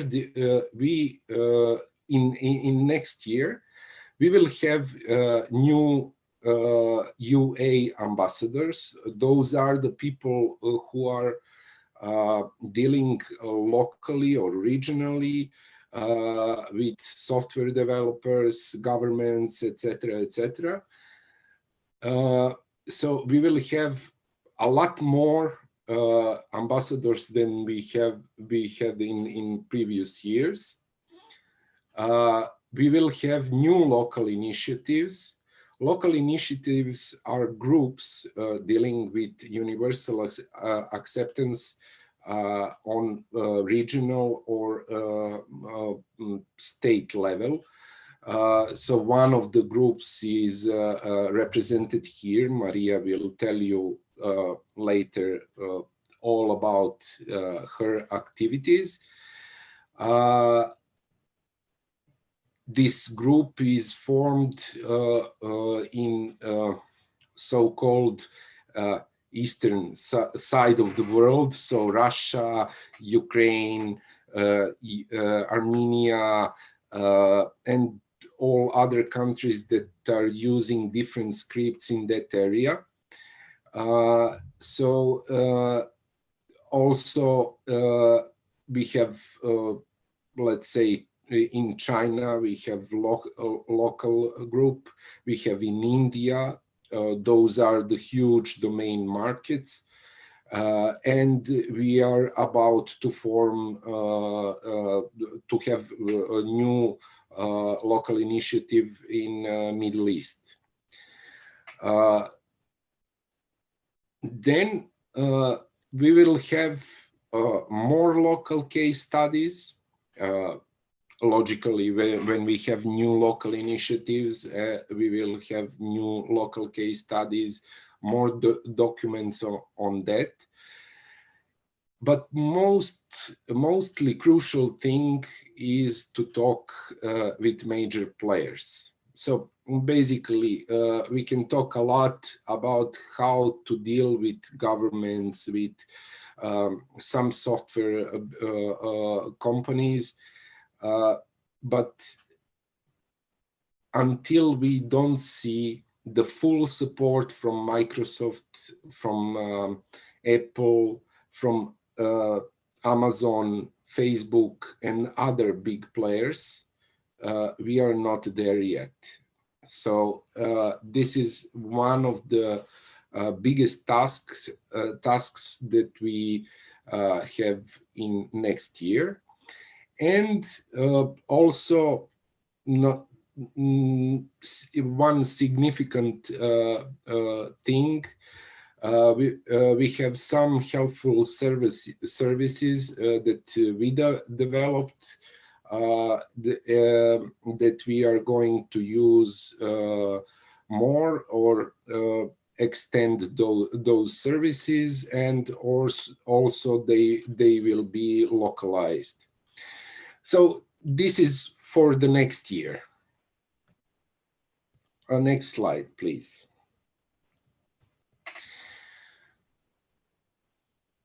The shape of the work is, I think I touched everything what we are doing, and this is just a call for you to join our effort, and this is open invitation for all. So we have a lot of working groups dealing with some topics like EAI, tech working group, which deals with a lot of different problems which we have in this universal acceptance things. So anyway, this is open call for all of you to join our mailing list and to join our work in order to achieve the goal that we all have, which is described in the first slide. So anyway, I think I explained mostly what is the problem here. I can go deeper in details, but I don't think it's crucial. So we will now continue with our session, and I can talk a lot about technical aspects, and I can talk a lot about standards, etc., etc. But there is no better man who can explain those aspects than Patrick Falstrom. So I would like to invite Patrick to take the floor and to give his technical view on this topic. Thank you. Thank you very much, Dusan. So I will continue where he ended by talking about where universal acceptance fits in a little bit larger perspective. My name is Patrik Fältström. I'm Technical Director and Head of Security at NetNode in Stockholm, in Sweden, which deals with Internet Connect Points, distribution of time and frequency. We do run one of the root name servers. We do lots of DNS for lots of TLDs in the world and all different kind of other things. One of the things that I have done is that I'm one of the main editors of the documents that codify internationalized domain names. And I'm happy to see so many friends on this call, including people in difficult time zones. You guys should be asleep anyways, I'm really happy to see you here. Next slide, please.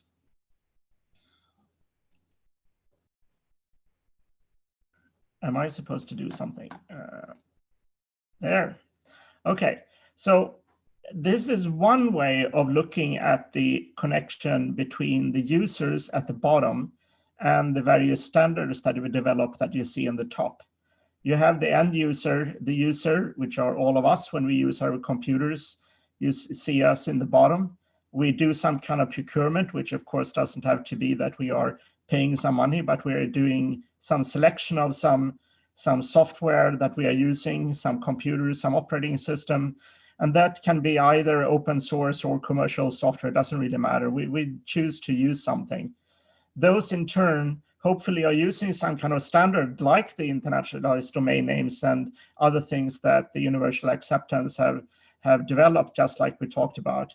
And what universal acceptance have been doing, of course, is built upon various specifications done in the Internet Engineering Task Force, in W3C Consortium, in Unicode Consortium, and wherever. So the specifications are sort of the various agreements and the building blocks by which we build the software. And then next slide again. There. So I claim that we so far have succeeded quite well with the green things. We have done the internationalized domain names. We have updated the email standards. We updated in W3C the various specifications for the World Wide Web.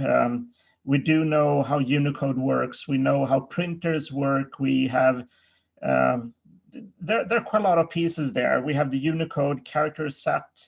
We know how to encode Unicode in UTF-8 and other kind of things. We also have lots of users that are concerned, like all of us, 37 people at the moment on this call, that would like to use these standards. But then we have these orange things in between. The procurement, the actual software, just like Dusan was saying, that this is the next step for universal acceptance, that is to some degree moving from the top and downwards. And then we have the users, which are sort of moving from the bottom upwards.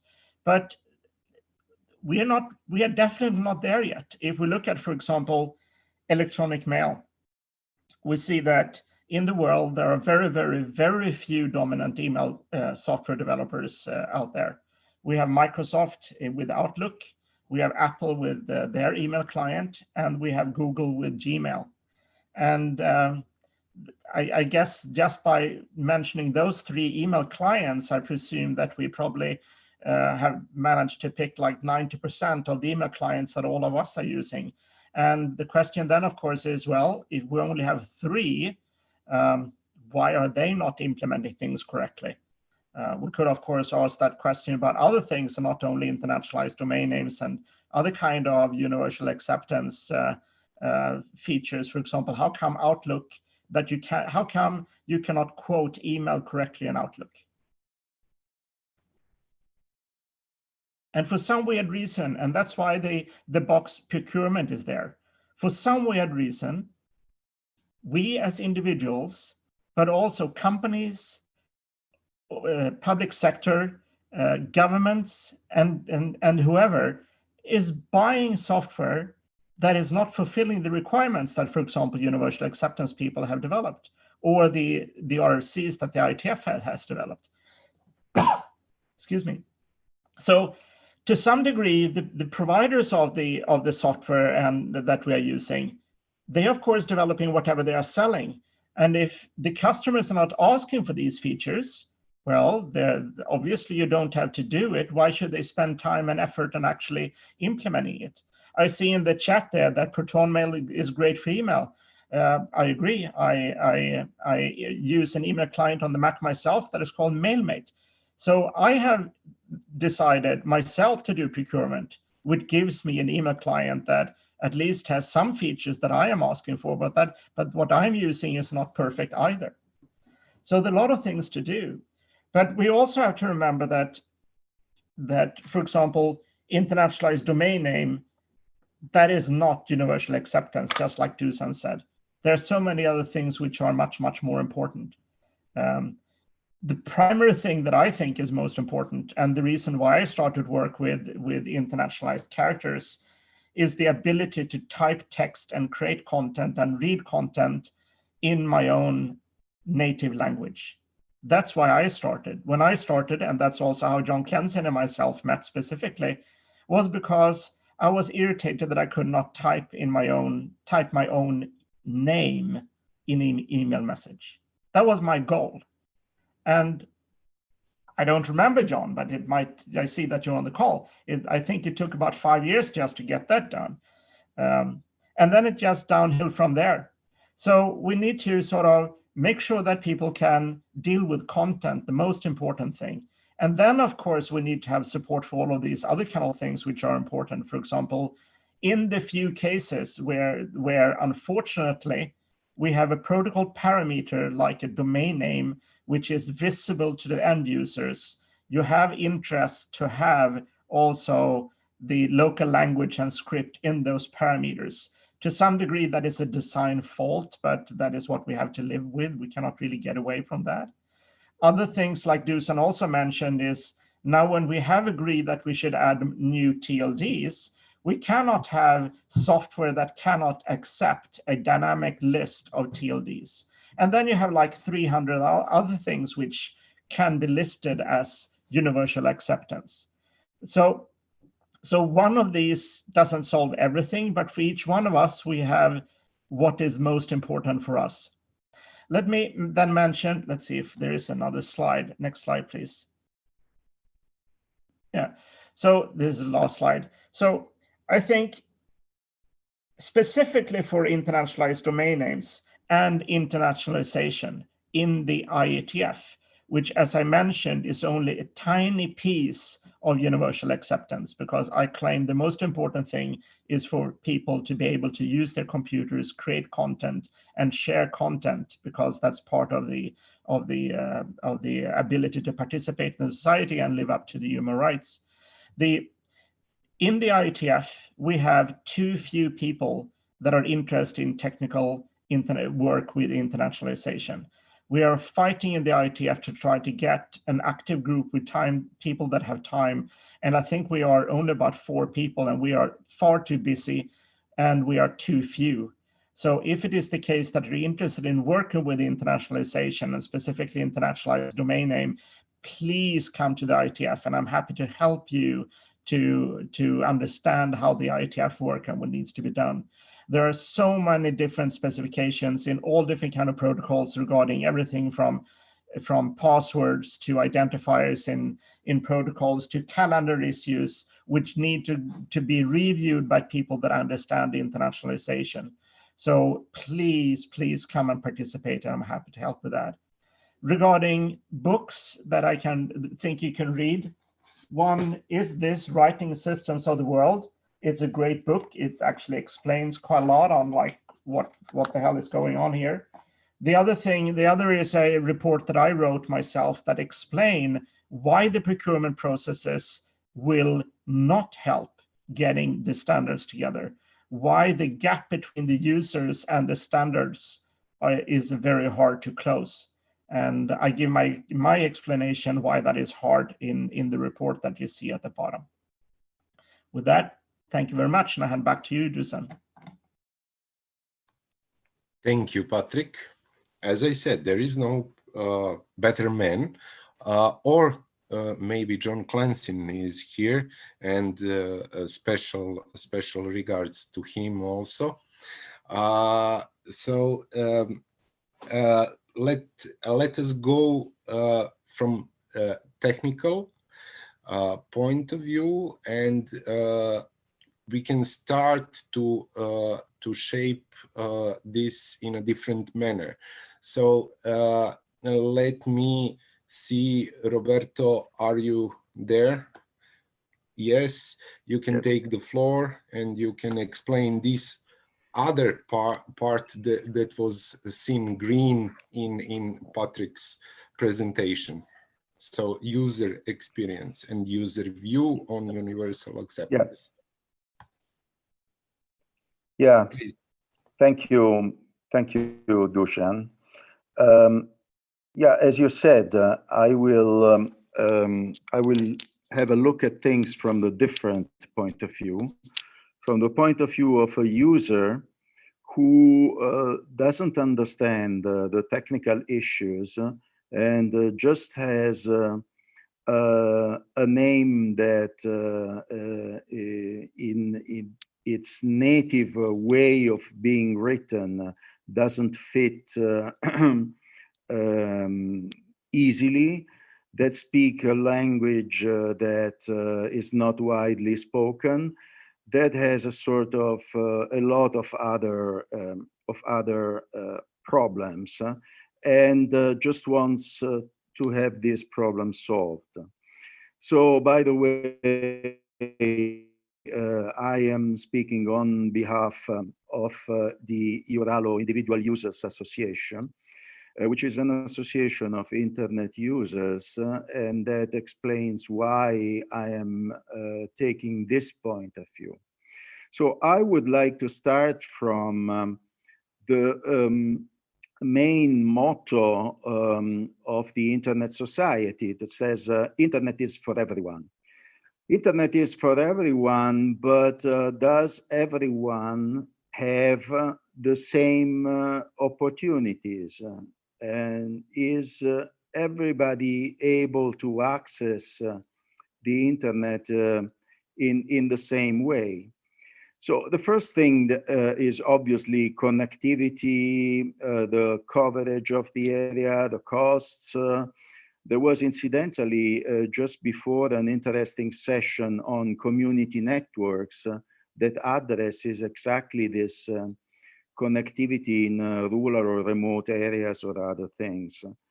That is probably outside the scope of what we are talking about here, but there are plenty of other things, other potential obstacles for the user that is maybe naive in terms of technology, and that need to be taken care of. What am I trying to say is that all the technology is absolutely important. It's very important that we have all the tools that will allow then the internet, so to say, to speak different languages and to read different scripts. But there are besides what we see like an email address or a website, there are other things that have not been addressed very much because they are not probably, for instance, they are not in the ICANN's remit, ICANN scope, but it's still something that is affecting the users. I'm talking about software tools. I'm talking about social media. Now we don't have interconnection between different social media, for instance. Maybe this will sound a little bit strange. Why would we want to have interoperability between different social media? It's just the fact that in every country, maybe certain social media are more developed or used than in others. In certain countries, some social media are blocked. That will make the communication from people more difficult. And I think that although there is no obvious solution, I think that this as a problem should be raised. I remember when I was younger, the big issue was the keyboards. Keyboards for different languages and different scripts and so on, with different layouts and so on. So this is no longer a problem, but we have similar problems about setting up and so on. everything also stems from the languages, the different languages. That is one thing that I would like everybody to think about. That a language, since I'm saying this because English is considered some minimum common denominator, and what the vast majority of the people that are non-native English speak is not English, is a tiny subset of English, is the tiny subset of 1,000 words that make communication possible, but is not the language, doesn't have the richness of the language. I'm sure that most of us, I for sure, if I go and see a play, even not in Shakespeare's language, but in somehow rich English language, I would understand half of it. And why am I saying this? Is that the language is the richness of a culture. And the translation from one language to another is something that is still imperfect, unless you have professional translators and so on. And there's a lot of things that get lost in translation.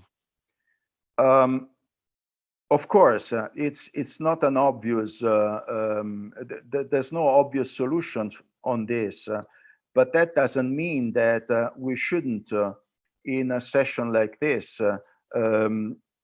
just highlight all the problems just to make sure that we are fully aware that is not just a technical problem, but is a cultural, is a deeply cultural issue. The different languages means that also in tools, we have different support of languages. Still quoting the session on community networks today, there were people in the Alpine region that spreads across several countries with different languages that have difficulties because tools are not all the languages are supported in optimal way in the tools, and that's another thing that needs work. Moving to other things like search algorithms. Search algorithms are not necessarily optimized for every language. So if I look at things, if I enter a couple of words, depending on how my language is set, then the result of the search can be widely different. That is something that we need to take into account. So all these, at the end of the day, can be summarized in something that we need to acknowledge, that the availability of local content on the internet, the possibility of people to connect and to interact in a complete way, making full use of the internet, still has a lot of barriers to entry. And those, once we have solved all the technical issues, even once we have achieved universal acceptance from the technical point of view, in the sense that every software in the world will accept any email address in any writing code or any script, then we still have a long way on the path of providing an internet that is really for everyone, in the sense that it puts everybody on the same level. Thank you. Thank you, Roberto. I saw on chat there is a lot of talks about certain issues like what is script, what is language. Let me just remind you, one of the languages I'm using, I'm Serbian native speaker, and I'm using 2 different scripts for one language. So one language can be on different scripts, and one script doesn't represent language. That needs to be clarified. I was reading the chat. Anyway, more on this cultural side, I'm expecting to hear from Alberto Massini. So let us, I'm Alberto, you can take the floor and you can continue. Thanks a lot, Dusan. My name is Alberto Massini, and I'm a consultant on innovation stuff for the region Friuli Venezia Giulia, and in particular with RLEF, which is the agency for the region for the Friulian language. You know, there's a kind of a funny thing. Last night I was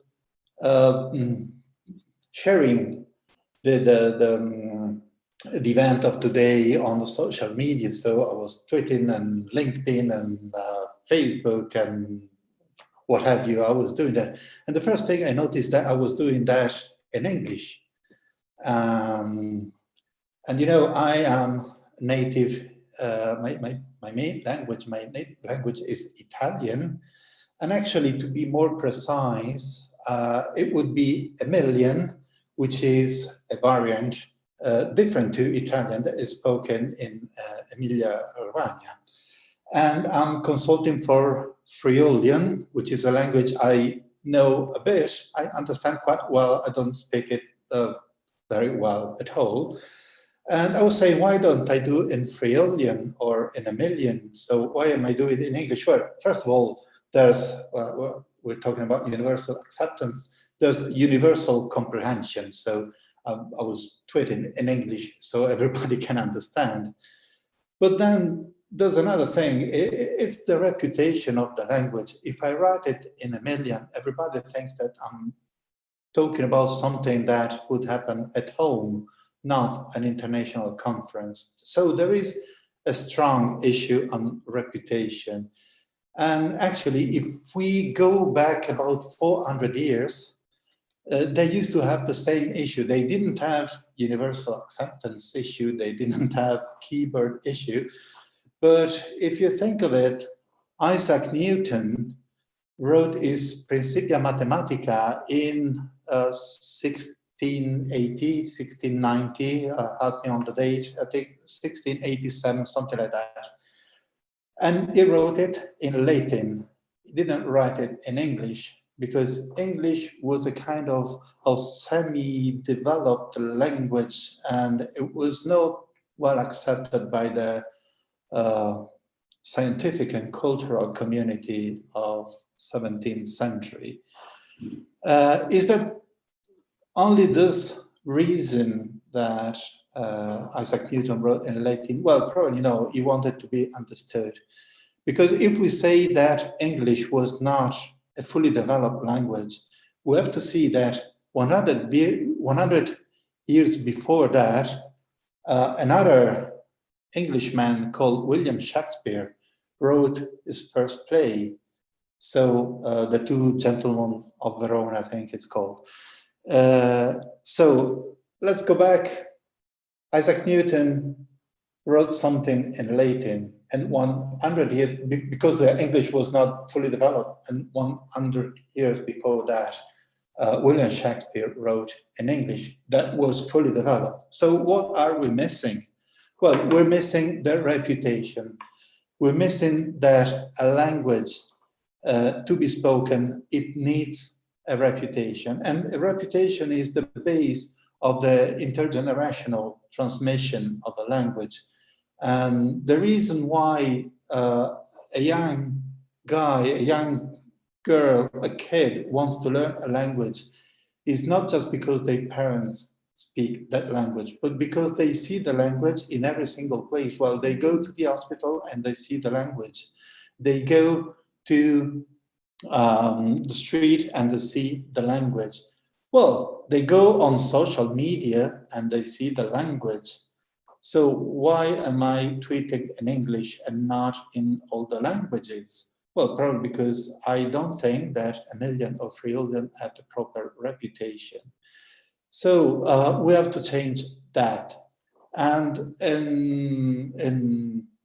here in Friul, we're trying to start a plan that will be a 5 years plan to change reputation on the language and have old and young people willing to speak, well, Italian, of course, English is fully necessary, but Friulian as well.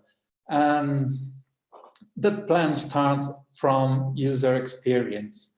I mean, we must have operating systems and at least the office automation suites in Friulian, in minor languages. And that means to work, as it was said at the beginning of this conference, we will have to work with Microsoft and Google and Apple because it just has to be done. Otherwise, Friulian will be always the second choice of the languages. I must turn on my computer and decide what language I want to use. And so one part of the plan is to work with major companies, and at the same time is to rely on local community for open source operating system, main distribution of Linux, just to be clear. And we got to do something to have a user experience in Friulian, and that is the first step we're going to take. And you know, translation right now is an easier and the less expensive thing that it used to be a few years ago. With neural machine translation, we can get something quite cheap, relatively cheap, and with great results. So we are working on that as well. And text-to-speech is another areas we're concentrating. Apart from that, we have, I was mentioning community. Well, community has to be, has to see motivation, strong motivation to increase the number of entries on Wikipedia, on YouTube and on Vimeo and all the media, because when we see kids doing the researches, well, they still want to see something that is reliable, so they go in libraries, and I'm very happy to see that. But the first research they do and the first thing they'll do will be on Google or Wikipedia. So we must give them a chance to find something that is a good quality and be there to find things, which is something that now it happens mainly in dominant languages like English or Italian, if we want to call it dominant in the internet space. For that, we're thinking of doing workshops in the territory with a social media manager that will teach how to do that. So it will be not just the kind of click and shoot and do the basic video, but something more, say, professional. So it will be more appealing also for who is going to see and consume the media. And last thing, we are addressing schools. And so we're working on courses for children and students and teachers, because a lot of teachers don't have the high quality of a language on Friulian to teach with a level that is strong enough for what is needed. And the so-called CLIL, the Content and Language Integrated Language Learning, is something we're addressing. So you can study, say, math in Friulian. And it's something that if we see our friend in Ireland or in Wales, it's something that is already happening. But in Italy, it's something that is on the low, but it's hardly starting. I mean, I don't know whether we have the right plan or not, but I think that what we have to do is to increase the reputation of a minority language, and so that will yield to usage. And we have issue, we have tons of issue. Well, there's one simple, very simple issue. Friul, the name of the region, has the circumflexed accent on the U. So we are always asking ourselves, will we put it in the Unicode, will we use it, the Unicode name Friul, or we just drop it so, and from the US, if they want to name our companies and our administrations, they can do that without worrying about the circumflexed accent. I don't know, we don't have an answer yet. I'm glad there is already a chance to decide. And for other languages that don't use Latin, sometimes this chance is not even there. Again, we don't know if we're on the right track. I think we are, and I think we will manage in a couple of years' time, we will manage to see that our usage of local content in our local language will increase. So I really think that and hope that in a couple of years' time we will be here. I might be doing this speech partly in Friulan, and at the same time we will say, you know, we are now on Facebook, we are now on Apple, we are now on Wikipedia, and what we need is the next stage for a minority language, and other minority languages will come to us and say, you know, you've done the right thing, and we follow you on the same track. Thanks a lot for your attention. Thank you, Alberto. So we heard about user perspective, cultural perspective, also technical perspective. Yes, we need to ask government what they see and what is their overview of this issue. And there is no better person than Manal Gakcher. So I would like to invite Manal to continue.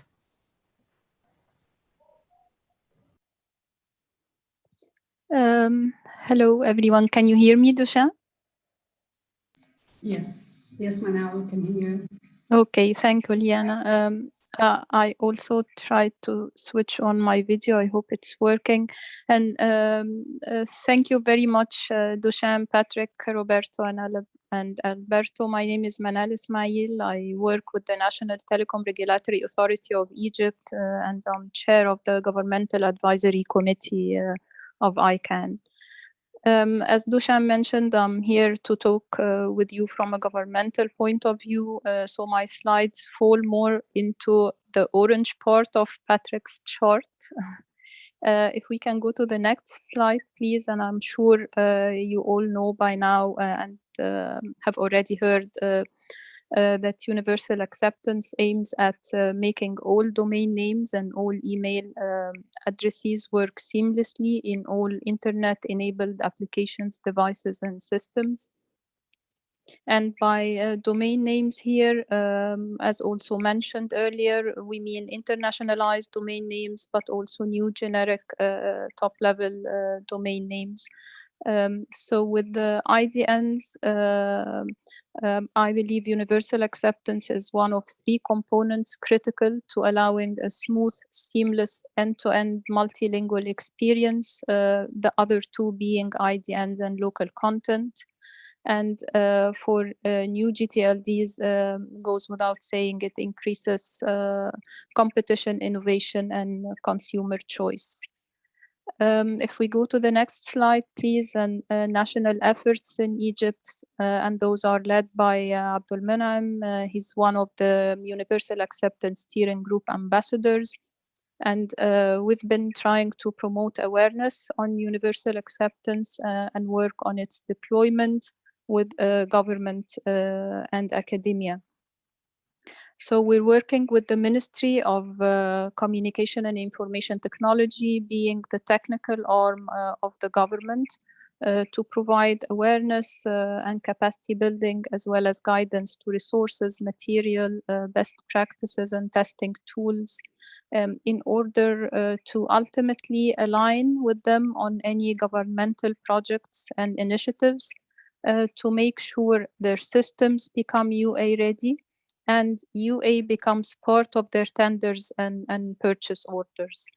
We're also working with the Information Technology Industry Development Agency, which is an affiliate of the ministry, working with local SMEs on developing the local IT industry. And we're trying through this agency to reach out to companies, specifically software companies, to get them involved. We're also setting pilots for proof of concept. We already have an Arabic email server deployed at the National Telecom Regulatory Authority, but it's not yet published. And we've been opening a channel and guided by the Indian experience, and they were very helpful. With the academia, and I have to say this has been a very rewarding experience. We have been working with students and providing them with UA technical training and training on deployment of email address internationalization. We also had a few hackathons, and Dushan was very helpful in that respect. And we successfully worked with students who were hearing about the topic for the very first time and now using it in their graduate projects. If we go to the following slide, please, and why should governments care? There are several strategic reasons for governments to care about universal acceptance. I know they have different priorities for each government. They may be direct or indirectly affected by universal acceptance. But when we talk about increasing online communication in local languages, governments should be able to communicate with and promote services to all citizens in the local language of the country. And with our daily activities moving online now more than ever, with the situation mandated by the COVID-19 pandemic, it's only fair to make sure everyone is able to use the internet in their native language. Preserving culture and identity, and I know this has been covered very well by Roberto and Alberto, but just to mention that by preserving local languages and encouraging their use on and off the internet equally, we protect the culture and identity of the different communities.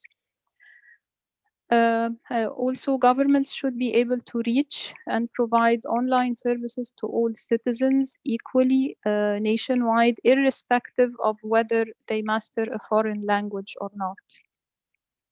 And for sure, governments should be interested in having future-proof systems and applications. And there is an analogy here with IPv6. So we need to benefit from any lessons learned in that respect. Also developing the local domain industry, and by deploying universal acceptance, we're increasing competition and innovation through a fair market and an equal opportunity for all domains, new and legacy ASCII and IDNs. Also increasing customer choice and growing domain name markets. And finally, availing the internationalized email addresses, which have been hindering the uptake of IDNs for quite some time. And we have specific experience here with Egypt's IDN CCTLD. And with internationalized email addresses working, this would also drive the use of local IDNs and local email addresses, as opposed to using other email addresses, Latin-based or hosted off borders. On the local content side, developing the local domain name industry and enhancing the multilingual user experience through IDNs and universal acceptance would certainly positively affect the local content industry and grow the local content available online. And to bring online those who are not yet connected, we need to address the real needs, which are needs that are obviously different from those who are currently connected. Hence, addressing the language barrier and availing a full multilingual experience would promote meaningful access and increase internet penetration. So UA could be viewed as a gateway to the next billion internet users who are expected to come from the developing world, where mastering a foreign language is not common. Bridging the digital divide also is one priority to governments, and this could be achieved by promoting digital literacy and catering for the needs of those who are not yet connected. And finally, I'm sure all governments are working on social inclusion excuse me, and digital transformation. And again, the COVID-19 situation already serves also as a wake-up call here, that the internet is not luxury or optional anymore, but a basic need for everyone. So we need to work together and align efforts to include everyone and make sure no one is left behind. If we can go to the following slide, and here talking about the GAC with its diverse representation, we have 178 members and 38 observers. So the GAC is a good vehicle to reach out to governments. We have created a working group on universal acceptance and IDNs at ICANN 66 in Montreal. The group is chaired by India with members from 9 different countries. The charter and terms of reference are being approved by the GAC, and the group is planning to have a central information resource on UA matters, and is planning for a webinar for the GAC after ICANN 68 to update the GAC on the latest developments in that respect. The group is also working on an initial annual work plan for GAC's adoption, and is working to align efforts with ICANN and with the Universal Acceptance Steering Group. So they have already reviewed the Universal Acceptance Steering Group case studies applicable to government interests, and they are working with the Universal Acceptance Steering Group to develop communication strategies and to educate governments about UA best practices. Talking about challenges, on the following slide, there's the normal reluctance to change, especially if everything seems to be working fine. Also convincing the supply and demand side at the same time makes universal acceptance a bit unique. There is no appealing product to attract demand, nor pressing demand to trigger supply, ending in a unique situation where we need to create demand and be ready with the supply at the same time. And of course, identifying different incentives for different stakeholder groups. So we have to have different messages for each stakeholder group. And I fully agree with what Patrick mentioned regarding the somehow readiness of the academic and technical group as well as the end user group. So for the academic and technical, they just need to know there's a problem and then they get triggered to solve it. And the end user knowing that there is better experience and seamless end-to-end multilingual experience is quite a good incentive for them. We need to work more with businesses and message could be the market growth and customer satisfaction, and governments with all the strategic reasons we just discussed in the previous slide. And finally, as a global thing, catering for the needs of the next billion and bridging the digital divide, inclusion, and so many other things, including human rights, of course. And ultimately, all this needs to be globally coordinated, synchronized, and orchestrated. So finally, to wrap up, if we go to the last slide, UA won't bear its fruits without first seamless end-to-end deployment. Otherwise, we're not addressing the problem. Wide deployment, so you cannot really benefit from universal acceptance if you're the only one UA ready.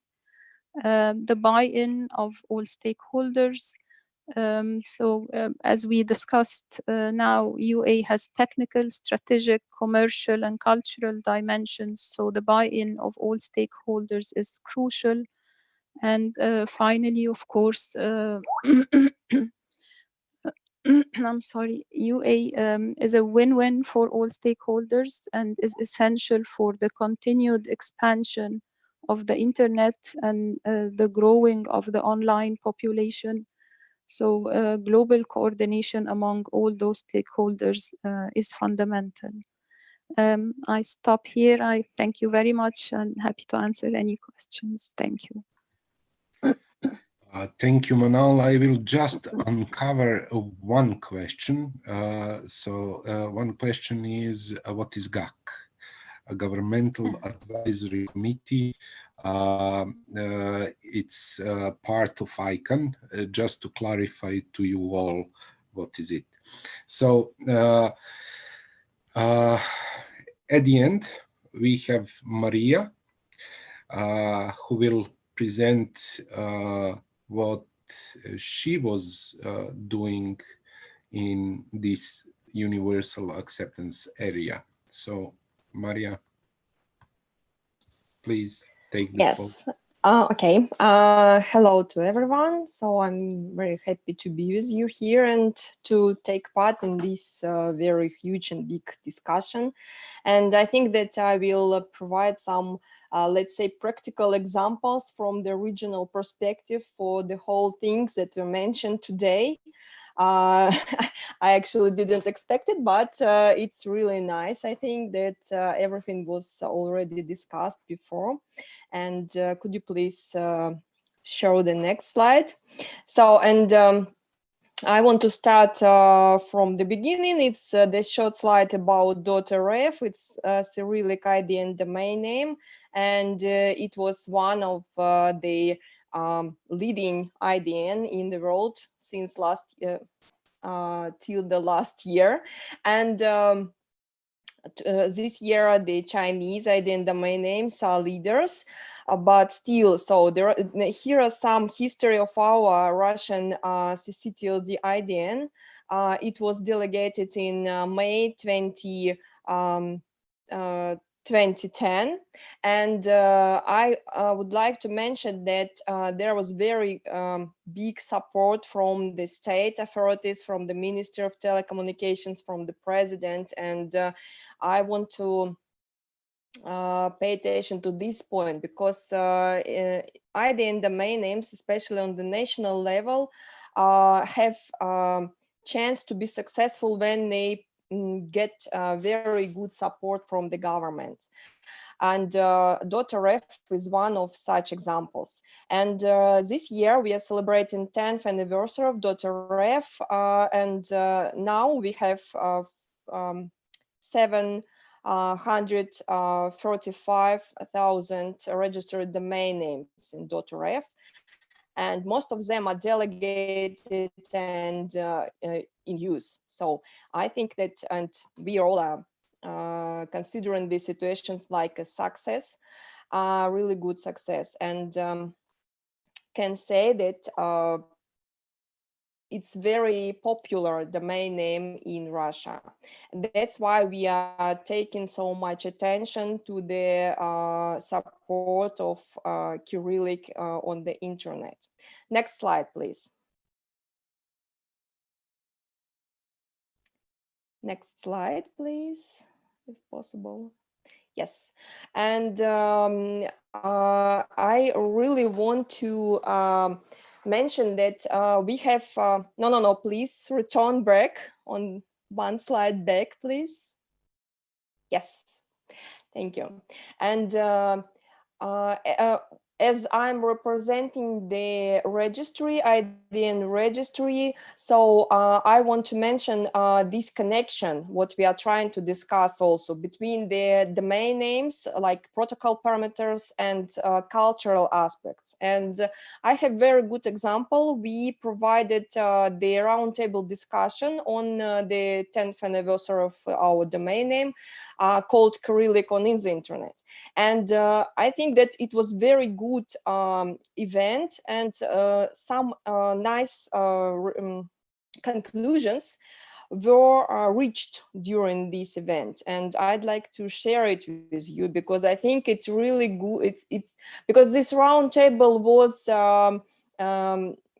like a there were several stakeholder groups represented, like academia, like linguistic, like experts, technical experts, government experts, and business experts. So I think that this roundtable discussion covered lots of different sides of this problem as well. So here are conclusions. So IDNs are a part of local culture and identity on the internet.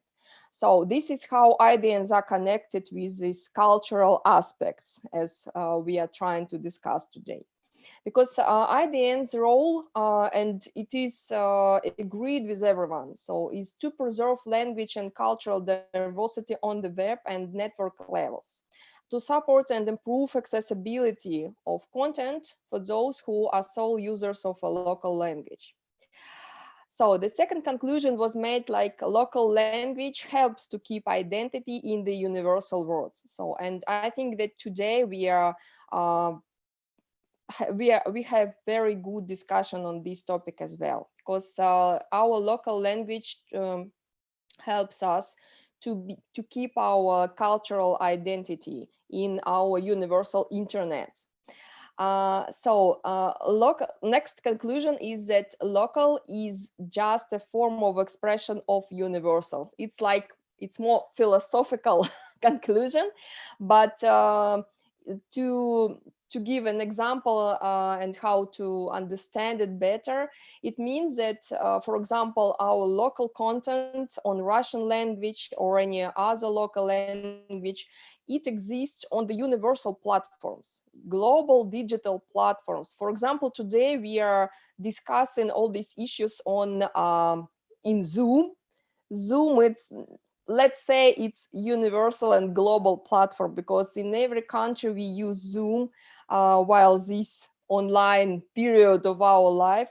And so we need to understand that the platform is universal, but we still trying to use our local language there. So for communication, for typing our names, and so on and so, for using chat and etc. And of course, the main conclusion that were made, and that is connected to IDN domain names, that IDNs can become a global and historical phenomenon. But for that, we need to create new valuable local and universal projects, which will be addressed by these IDN domain names. This is very, very important. And of course, such a big and meaningful and useful online projects are usually supported by government, and they this is quite important side for supporting the local languages. And I'm really glad that Manal has described very detailedly in many details the approach which is necessary to be considered by the governments. Next slide, please. And so also I'd like to provide some regional overview of initiatives that are going top down from governments and vice versa, up from bottom to the up. It will be the next slide, but please keep my slide here. So I think that this will illustrate very well some initiatives which are very important for keeping every language online. And it mirrors the Alberto's speech, I think, and demonstrate what initiatives, what we need to do to keep every language on the internet, what kind of projects we can create there on the local languages. So for example, for top-down approach, I have several examples, like legislative initiatives on how to use local language on the internet. And here is the example of the Ukrainian law on the functioning of the Ukrainian language. This law was, as I understand, approved last year. So one more example is that IDNs should be used for state authorities programs, for governmental programs, national programs, etc. And here is a really good and interesting example from Belarus. They provided the census campaign last year and used IDN domain names for this. And there were huge marketing support from the IDN registry for this company. Really, really nice example. One more example, which is very popular and have huge support, for example, in Russia, it's digitization of cultural and historical archives materials from state libraries and museums. For example, there are really a huge number of examples for this type of content from Russia, but I'd like to mention, for example, the really big web portals which supported by our government structures, Kultura RF and Istoria RF.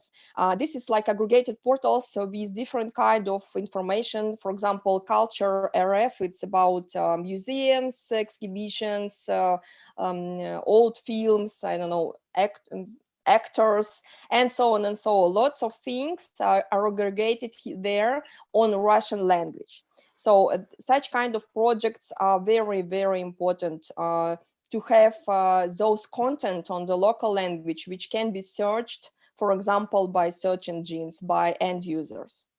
And also one example is that governmental programs to train and support local specialists from culture, educational and scientific areas on how to work online. For example, now we know that all our teachers had to go online in emergency way, but it's really important to prepare such experts in different aspects of culture, of education, of science, to work online, how to do it better, so they can provide their expertise not only offline but online as well. This also provide the content on the local language and help to preserve it there. And here is also an example of the different collaboration in this area, like from Romania. They are in cooperation with the State Language Committee, and they provided for free of charge ID and domain names for educational institutions. It's a short connection again between the IDNs, the technical side of this issue, and the cultural side. Next slide, please. And here is some more examples demonstrating the bottom-up approaches, which are not connected by the governments maybe, but they are financially supported and created by some local enthusiasts. For example, you can see the user-generated content, something like Wikipedia. From Russia, some examples from Russia, it's a library of scientific materials, library of poems, and etc. So really good examples and very old, since 2000. Also examples from Bulgaria, and this is a portal providing linguistic online services. And this is also very good example of content to support local languages, like translation services, grammar rules, dictionaries, and so on and so on. Also, for examples, it's from Russia. This is something new. It's digital dictations to train skills and competence of end users how to use these digital platforms and the internet. And of course, it's really nice to have new formats on local content, because internet is developing, and different and new formats of content on local languages are very important to grow the internet and to grow the cultural and language diversity there. And here is an example from Ukrainian with their fairy tales project, and also the Serbian example when they provided the registration of IDNs in 21 minority languages, launching their IDN domain names. So this is different kind of examples which can help us to keep this diversity, language diversity on the internet. So I think that's it. Thank you. Okay. If I don't have time, right? Yeah, we are closing. Okay, but can we show only one slide, last slide, just to this is, I won't comment then, but this is a demonstration of our technical part of work which we are doing in the region, as Dusan mentioned in the beginning. And this is how we're trying to work with technical standards implementation. So we have the local initiative in our region with 7 countries, with representatives from 7 countries already. And we have several local projects providing for universal acceptance, promotion, and awareness. So that's it. Thank you, man. So I think we don't have much time for the questions, but I saw some of them on the chat, but I see that we are out of time. So I will go to rapporteur to see what messages we can. Dusan, maybe we can take 1 or 2 short questions. Okay, then anyone with a question? Is there anyone with a question? We had a lot of interesting discussions in the chat, so I think that was quite dynamic there. Yeah. A few raised hands. Yeah, Carlos.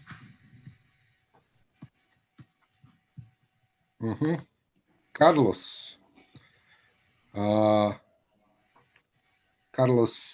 Carlos Afonso, please speak up.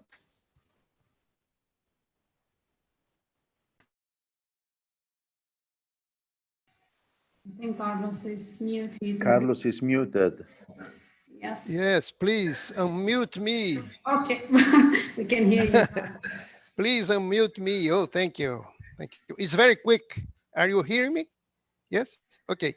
I am Carlos Afonso. I am a member of the multi-stakeholder advisory group of the IGF, and I am a co-facilitator of a best practice forum, an intersessional of the IGF, which deals with local content, and it's completely related to what we are discussing here in universal acceptance issues. So it's just quickly to say that I would like to invite all the participants to get into the website, the IGF website, go to the BPFs, the best practice forums menu, and there you can find a mailing list where you can participate in the discussions of this BPF on local content. Would be very welcome if you joined us. Thank you. Thank you. Next, Adel Sadiq. Please unmute.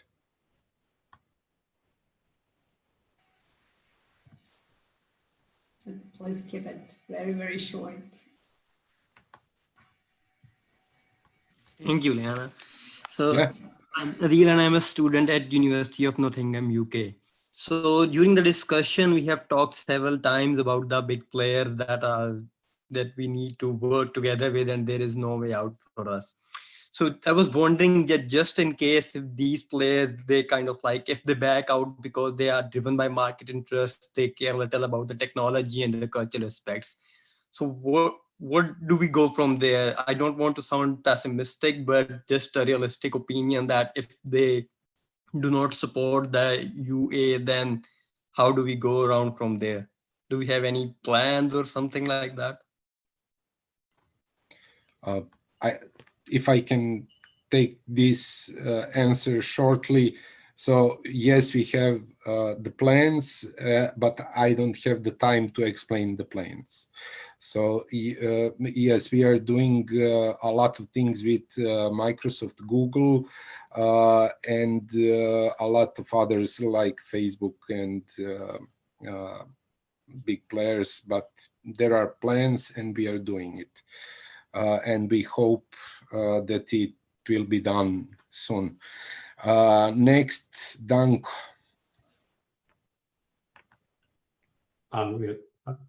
The host is not allowed. Yes, you are. Yeah. Thank you. So as a humble member of technical community participating in this event, I would like to say thank you to all the participants and presenters. And as you said, ask what you can do for the universal acceptance. So please, I would like to encourage the whole team to ask from the community, to ask from us to do whatever we can in the organizations we work for and participate into the work. So thank you for this, Justin. Please go on. This is a very important topic and encourage us to do our part. Thank you. Thank you, Danko.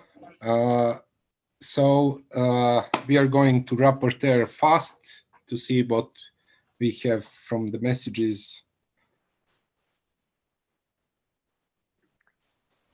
Thank you. So I'm from the Geneva Internet Platform. I'm your reporter for this session, and I will provide the key takeaways. And a bit later, there will be a full report of this session. So before I will read out the messages, I just want to know that all of them will be provided for the open commenting. So keep to the EuroDIG updates about this. So this is not the final text, so just be aware. So the first message is that universal acceptance is crucial to make internet truly for everyone. UA is not limited to the deployment of internationalized domain names and email addresses. More importantly, people must be able to use their computers, create and share content in local languages. Thus, we need to work closer with major players like Microsoft, Apple, Facebook, and others to speed up the technical part of the UA and software development, as well as with governments that are also interested in the UA to preserve cultural identity and enhance online communications with their citizens. The next slide, please. As a practical step, we can concentrate on the increase of visibility of local languages and encourage local communities to use them in the creation of content on the international platforms. Spreading cases of the successful local content projects is useful for a greater universal acceptance. This is it. Any objections on the chat? From me? No, but from others?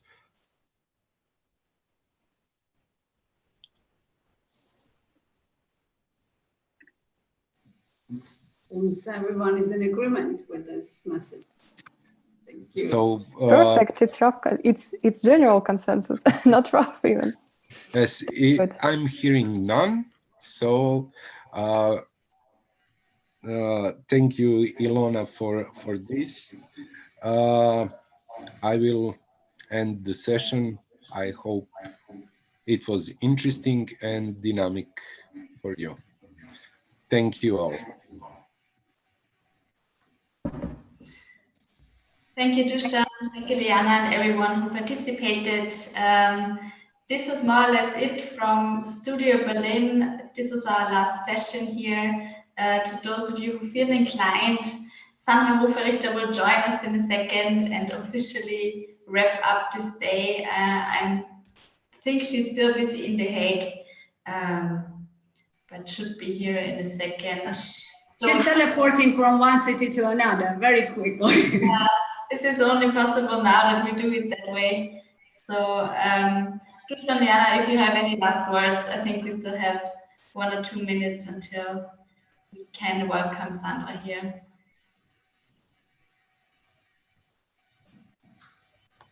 Okay, so as a final one, if you have something to wrap up, Dusan, you can go ahead. Otherwise, I wanted to thank everyone. I want to thank everyone, participants, and I want to say what I said at the first place. It was over 38 or more participants, and it is the hugest universal acceptance session that I was attending in my life. Joking, of course, but it is a huge, and I'm really happy because of that. You heard Berlin is calling already? Yes, we're here. Hello, Sandra. Hello, Elisabeth. You won't believe it's not so easy which studio you take first, because that has a big technical impact. So we have to coordinate here when we switch between studios. That's really a harder part than it might look like in the internet. So I see your participants are still there. Pretty much welcome. A lot of well-known faces. Hello to all of you. I hope you had a good session. Universal acceptance is always a hot topic. It was a good discussion, high-level speakers we had here, and I learned a lot personally on the topic. Perfect. Elisabeth, I know Berlin is finished to stream today. Basically, you managed to do all your session, but we will reconvene for the wrap-up at 6 o'clock, right? And we will then say goodbye all together to everyone. And I really would wish that those people are still in the session here would also be available and would have time again to log in for the wrap-up, because this is the moment when we basically let you know what kind of effort was behind it, and when we would also like to thank everyone that helped shaping this virtual EuroDIG. So Nadia, sorry, Elisabeth, see you in a short while. See you then, Sandra.